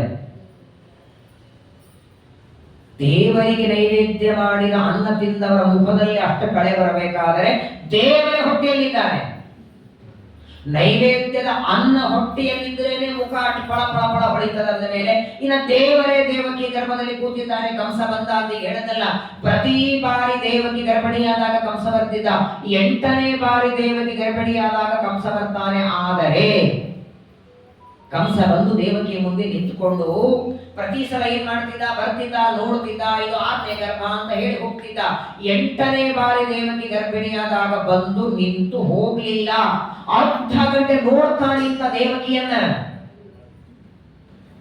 ಯಾಕೆ ಅಣ್ಣ ಅಂತ ಕೇಳ್ತಾಳೆ. ಏನಾಯ್ತು, ಪ್ರತಿ ಸಲ ಬರ್ತಿದ್ದಿ, ನೋಡ್ತಿದ್ದಿ, ಹೋಗ್ತಿದ್ಯಲ್ಲ. ಕಂಸ ಅಂತಾನೆ, ನೀನು ಪ್ರತಿ ಬಾರಿ ಗರ್ಭಿಣಿಯಾದಾಗಲೂ ಈಗ ಗರ್ಭಿಣಿ ಆಗೋದಕ್ಕೂ ಬಹಳ ವ್ಯತ್ಯಾಸ ನಿನ್ನ ಮುಖದಲ್ಲಿ ಕಾಣುತ್ತಿದೆ. ಇದಕ್ಕೂ ಮೊದಲು ಈ ತೇಜಸ್ಸು ನಿನ್ನ ಮುಖದಲ್ಲಿ ನಾನು ನೋಡಿಲ್ಲ ಅಂತಾನೆ. ಪರಮಾತ್ಮನನ್ನ ಗರ್ಭದಲ್ಲಿ ಹೊತ್ತುಕೊಂಡದ್ದಕ್ಕೆ ದೇವಕಿಯ ಮುಖದಲ್ಲಿ ಆ ತೇಜಸ್ಸು ನೋಡಿ ಕಂಸನಿಗೆ, ಅಂದ್ರೆ ಕಂಸ ದೈತ್ಯ, ಅವನಿಗೆ ಹೇಗೆ ತೇಜಸ್ಸು ಗೊತ್ತಾಯಿತು ಅಂದ್ರೆ ಒಳಗೆ ಭೃಗುಋಷಿಗಳಿದ್ದಾರೆ. ಭಗವಂತನ ಎದೆಗೆ ಒದ್ದ ಪಾಪಕ್ಕೆ ಕಂಸನಾಗಿ ಹುಟ್ಟಿದ್ದಾರೆ. ಆ ಕಂಸನೊಳಗಿರುವ ಭೃಗುಋಷಿಗಳು ಪರಮಾತ್ಮನ ಭಕ್ತರು. ನೋಡ್ತಾ ಇದ್ದು ಬಿಟ್ಟಿದ್ದಾರೆ. ಸಾದೇವಕಿ ಸರ್ವ ಜಗನ್ನಿವಾಸ ನಿವಾಸ ಭೂತಾಂ ನಿತರಾಂ ವಿರೇಜೆ ಭೋಜೇಂದ್ರ ಗೇಹೇಗ್ನಿಶಿಕೆ ವರುದ್ಧ ಸರಸ್ವತಿ ದ್ಯೂತ ಖಲೆ ಯಥಾಸತಿ. ನೋಡ್ತಾ ನಿಂತು ಬಿಟ್ಟಿದ್ದಾನೆ. 14 ಲೋಕಾತ್ಮಕ ಬ್ರಹ್ಮಾಂಡಕ್ಕೆ ಒಡೆಯನಾದ, 7 ಸಾಗರಗಳಿಗೆ ಒಡೆಯನಾದ, ಇಡೀ ಬ್ರಹ್ಮಾಂಡ ಪ್ರಳಯ ಕಾಲದಲ್ಲಿ ತನ್ನ ಉದರದಲ್ಲಿ ಇಟ್ಟುಕೊಂಡ ಆ ಪರಮಾತ್ಮ ಇವತ್ತು ಇವಳ ಉದರದಲ್ಲಿ ಇದ್ದಾನೆ. ಉದರಂ ಚಿಂತ್ಯಮೀಶಸ್ಯ ತನುತ್ವೇಪ್ಯಖಿಲಂಭರಂ. ಆಚಾರ್ಯ ದ್ವಾದಶ ಸ್ತೋತ್ರ ಹೇಳ್ತಾರೆ, ಅಖಿಲಂಭರಂ. ಊಟ ಮಾಡಿದ ಹೊಟ್ಟೆ ಮುಂದೆ ಬರುತ್ತಲ್ಲ, ತನುತ್ವೇಪಿ ಅಂತಾರೆ. ವಲಿತ್ರಯಾಂಕಿತಂ ನಿತ್ಯಂ. ವಲಿತ್ರಯ ಅಂದ್ರೆ 3 ಗೆರೆ ಇರಬೇಕಂತ ಹೊಟ್ಟೆ ಮೇಲೆ. ದೇವರ ಹೊಟ್ಟೆ ಎಷ್ಟು ತೆಳ್ಳಗಿದೆ ಎಂದು ದ್ವಾದಶ ಸ್ತೋತ್ರ ವರ್ಣನ ಮಾಡ್ತಾರೆ. ಇಡೀ ಬ್ರಹ್ಮಾಂಡ ಉದರದಲ್ಲಿ ಹಾಕಿಕೊಂಡ್ರು 1 ಇಂಚು ಮುಂದೆ ಬಂದಿರಲಿಲ್ಲ ದೇವರ ಹೊಟ್ಟೆ.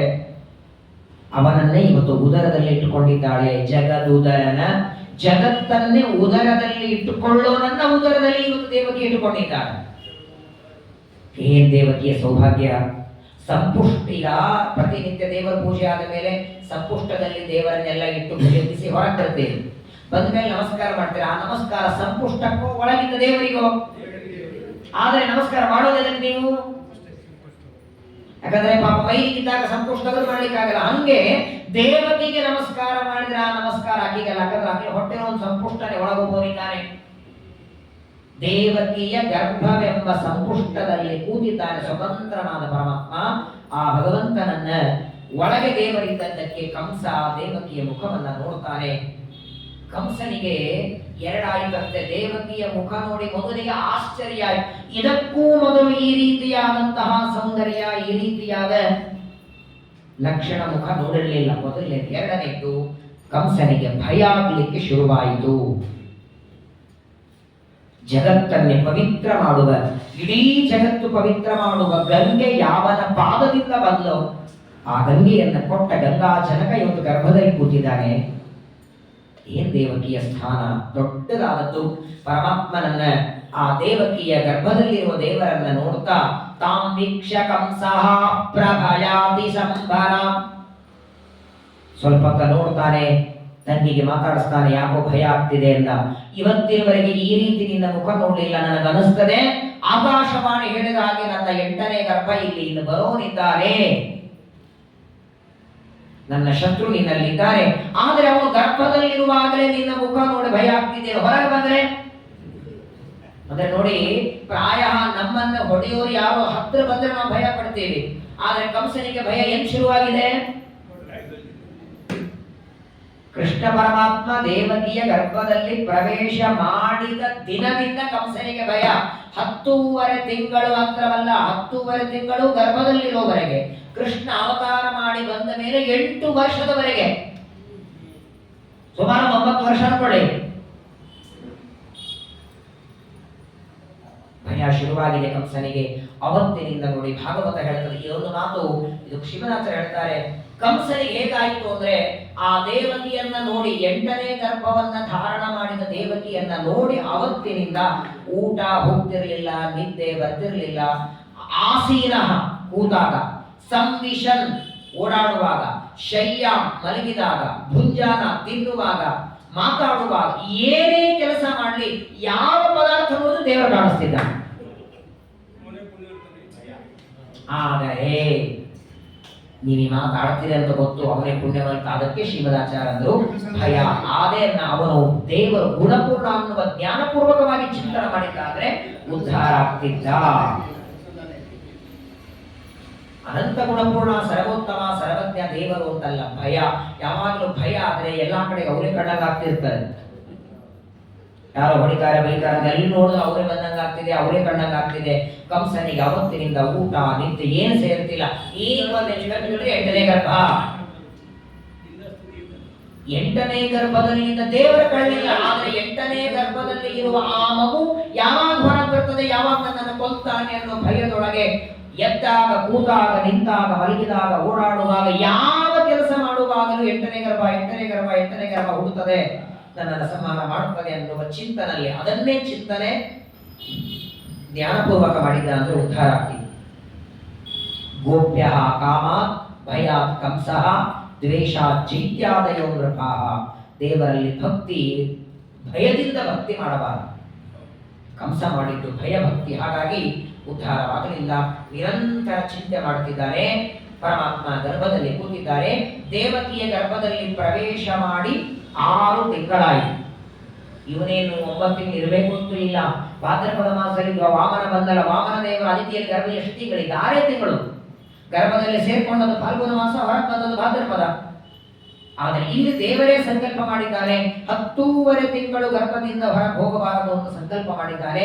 6 ತಿಂಗಳಾಗಿದೆ. ದೇವಕಿಯ ಗರ್ಭದಲ್ಲಿ ಇರುವಾಗ ಒಂದು ದಿನ ದೇವತೆಗಳೆಲ್ಲ ಮಥುರಾ ಪಟ್ಟಣಕ್ಕೆ ಬರ್ತಾರೆ. ಎಲ್ಲಿ? ಯಾವ ವಸುದೇವ ದೇವಕಿಯರನ್ನ ಆ ಕಾರಾಗೃಹದಲ್ಲಿ ಬಂಧನ ಮಾಡಿ ಕಂಸ ಇಟ್ಟಿದ್ದಾನೆ, ಅಲ್ಲಿಗೆ ರುದ್ರದೇವರು, ಬ್ರಹ್ಮದೇವರು, ಇಂದ್ರದೇವರು, ಗರುಡ, ಶೇಷ, ರುದ್ರ ಎಲ್ಲ ದೇವತೆಗಳು ಪರಮಾತ್ಮನನ್ನ ಸ್ತೋತ್ರ ಮಾಡುವುದಕ್ಕೆ ಮಥುರಾ ಪಟ್ಟಣಕ್ಕೆ ಬರ್ತಾರೆ. ಆ ಬ್ರಹ್ಮಾದಿ ದೇವತೆಗಳು ಮಾಡಿದ ಸ್ತೋತ್ರ, ಅದನ್ನ ಗರ್ಭಸ್ತುತಿ ಅಂತ ಕರೀತಾರೆ. ಪ್ರಾಯ ದೇವರು ಯಾವಾಗ ಅವತಾರ ಮಾಡಬೇಕಾದ್ರೂ ಬ್ರಹ್ಮದೇವರ ಸ್ತೋತ್ರ ಇದ್ದೇ ಇರಲ್ಲ. ಅವತಾರಕ್ಕೆ ಮೊದಲೊಂದು ಸ್ತೋತ್ರ, ಅವತಾರ ಸಮಾಪ್ತಿ ಕಾಲದಲ್ಲಿ ಒಂದು ಸ್ತೋತ್ರ. ಆದರೆ ಪ್ರತಿ ಅವತಾರಕ್ಕೆ ಭೂಮಿಗೆ ಬರಲ್ಲ,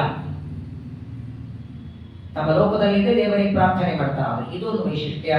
ಯಾವ ಮಥುರಾ ಪಟ್ಟಣದಲ್ಲಿ ಇವತ್ತು ಕೃಷ್ಣನ ಅವತಾರ ಜನ್ಮಭೂಮಿ ನೋಡ್ತೀವಿ, ಅದು ಕೇವಲ ಕೃಷ್ಣ ಹುಟ್ಟಿದ ಮಾತ್ರವಲ್ಲ, ಬ್ರಹ್ಮಾದಿ ದೇವತೆಗಳೆಲ್ಲರ ಪಾದಧೂಳಿಯಲ್ಲಿ ಆ ಮಥುರಾಕ್ಕೆ ಹೋದಾಗಿ ಅನುಸಂಧಾನ ಬರಬೇಕು.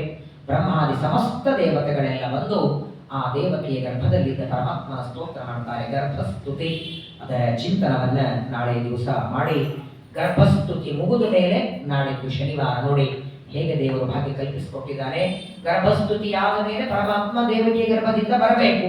ಅದೇ ನಾಳೆ ಶುಕ್ರವಾರ ಗರ್ಭಸ್ತುತಿ, ನಾಡಿದ್ದು ಶನಿವಾರ ಪರಮಾತ್ಮನ ಕೃಷ್ಣ ಜನ್ಮಾಷ್ಟಮಿ, ಅನಾಯಾಸವಾಗಿ ಭಾದ್ರಪದ ಅಷ್ಟಮಿ ದೇವರ ಅವತಾರದ ದಿನ. ಅವತ್ತು ಶ್ರೀಕೃಷ್ಣ ಪರಮಾತ್ಮ ಅವತಾರದ ಕಥೆಯನ್ನ ನಾವೆಲ್ಲರೂ ಶ್ರವಣವನ್ನು ಮಾಡಿ, ಶ್ರಾವಣ, ಭಾದ್ರಪದ, ಆಶ್ವಿನ, ಕಾರ್ತಿಕ ಇನ್ನು 3 ತಿಂಗಳಿದೆ. ಕಾರ್ತಿಕ ಮಾಸದಲ್ಲಿ ಇದರ ಮಂಗಳ ಮಹೋತ್ಸವ ಇದೆ. ಅಲ್ಲಿವರೆಗೆ 10, 11, 12 3 ಸ್ಕಂದಗಳನ್ನು ಮುಗಿಸಿ ಒಂದು ಮಂಗಳ ಇಲ್ಲಿ ಆಗುತ್ತೆ, ಇನ್ನೊಂದು ಮಂಗಳ ನೈಮಿಷಾರಣ್ಯದಲ್ಲಿ. ಎಲ್ಲ ನೈಮಿಷಾರಣ್ಯದೊಳಗೆ 11, 12 2 ಸ್ಕಂದಗಳ ಪ್ರವಚನ ಪ್ರಧಾನವಾಗಿ ಅಲ್ಲಿ ಇರ್ತದೆ. ಕೊನೆಯ ದಿವಸ ಮತ್ತೊಮ್ಮೆ ಇಡೀ ಒಂದು ವರ್ಷದಿಂದ ಕೇಳಿದ 12 ಸ್ಕಂದಗಳನ್ನು ಮತ್ತೊಮ್ಮೆ ಸಂಕ್ಷೇಪದಲ್ಲಿ ಶ್ರವಣ ಮಾಡಿ ಅದೆಲ್ಲವನ್ನ ಪರಮಾತ್ಮನಿಗೆ ಸಮರ್ಪಣೆ ಮಾಡೋಣ. ನಾಳೆ ದಿವಸ ಗರ್ಭಸ್ತುತಿಯ ಶ್ರವಣವನ್ನ ಮಾಡಿ, ನಾಡಿದ್ದು ಶನಿವಾರ ಒಬ್ಬ ರಾಜನೋ ಮಂತ್ರಿನೋ ಅಥವಾ ಯಾರೋ ಬೇಕಾದ ವ್ಯಕ್ತಿ, ಯಾರೋ ಬೇಕಾದವರು ಬರ್ತಾರಂದ್ರೆ ಅವ್ರು ಬರೋ ಸಲ ಕಾಯ್ತೇವೆ, ಅವ್ರು ಬರೋರಿಗೆಲ್ಲ ಅಡಿಗೆ ಮಾಡಿಡ್ತೇವೆ. ಆ ವ್ಯಕ್ತಿಯಿಂದ ಎಷ್ಟು ನಮಗೆ ಲಾಭ ಇದೆ ಹಾನಿ ಇದೆ ಗೊತ್ತಿಲ್ಲ, ಆದರೆ ನಮಗಾಗಿ ವೈಕುಂಠ ಲೋಕವನ್ನೇ ಬಿಟ್ಟು ಪರಮ ಬರ್ತಾ ಇದ್ದಾರೆ ಭೂಮಿಗೆ. ಆ ಭಗವಂತನಿಗಾಗಿ ಒಂದು ರಾತ್ರಿ ನೋಡಿ, ಕೃಷ್ಣಾಷ್ಟಮಿ ಒಂದು ಉಪವಾಸ ಮಾಡಿದ್ರೆ ಎಷ್ಟು ಫಲ ಬರ್ತದೆ. 1 ಕೋಟಿ ಏಕಾದಶಿ ಮಾಡಿದ ಪುಣ್ಯ ಇದೆ. ನಾಡಿದ್ದು ಉಪವಾಸದಿಂದ ಇದ್ದು ಚಿಂತೆ ಬೇಡ. ಈ ವರ್ಷ ಪಾರಣೆ ಬೇಗ ಇದೆ. ಪಾರಣೆ ಬೆಳಗಿನ ದ್ವಾದಶಿ ಪಾರಣೆ ಇದ್ದರಿಂದ ಚಿಂತೆ ಇಲ್ಲ. ನಾಡಿದ್ದು ಅನಾಯಾಸವಾಗಿ ಉಪವಾಸ ಇರುತ್ತದೆ.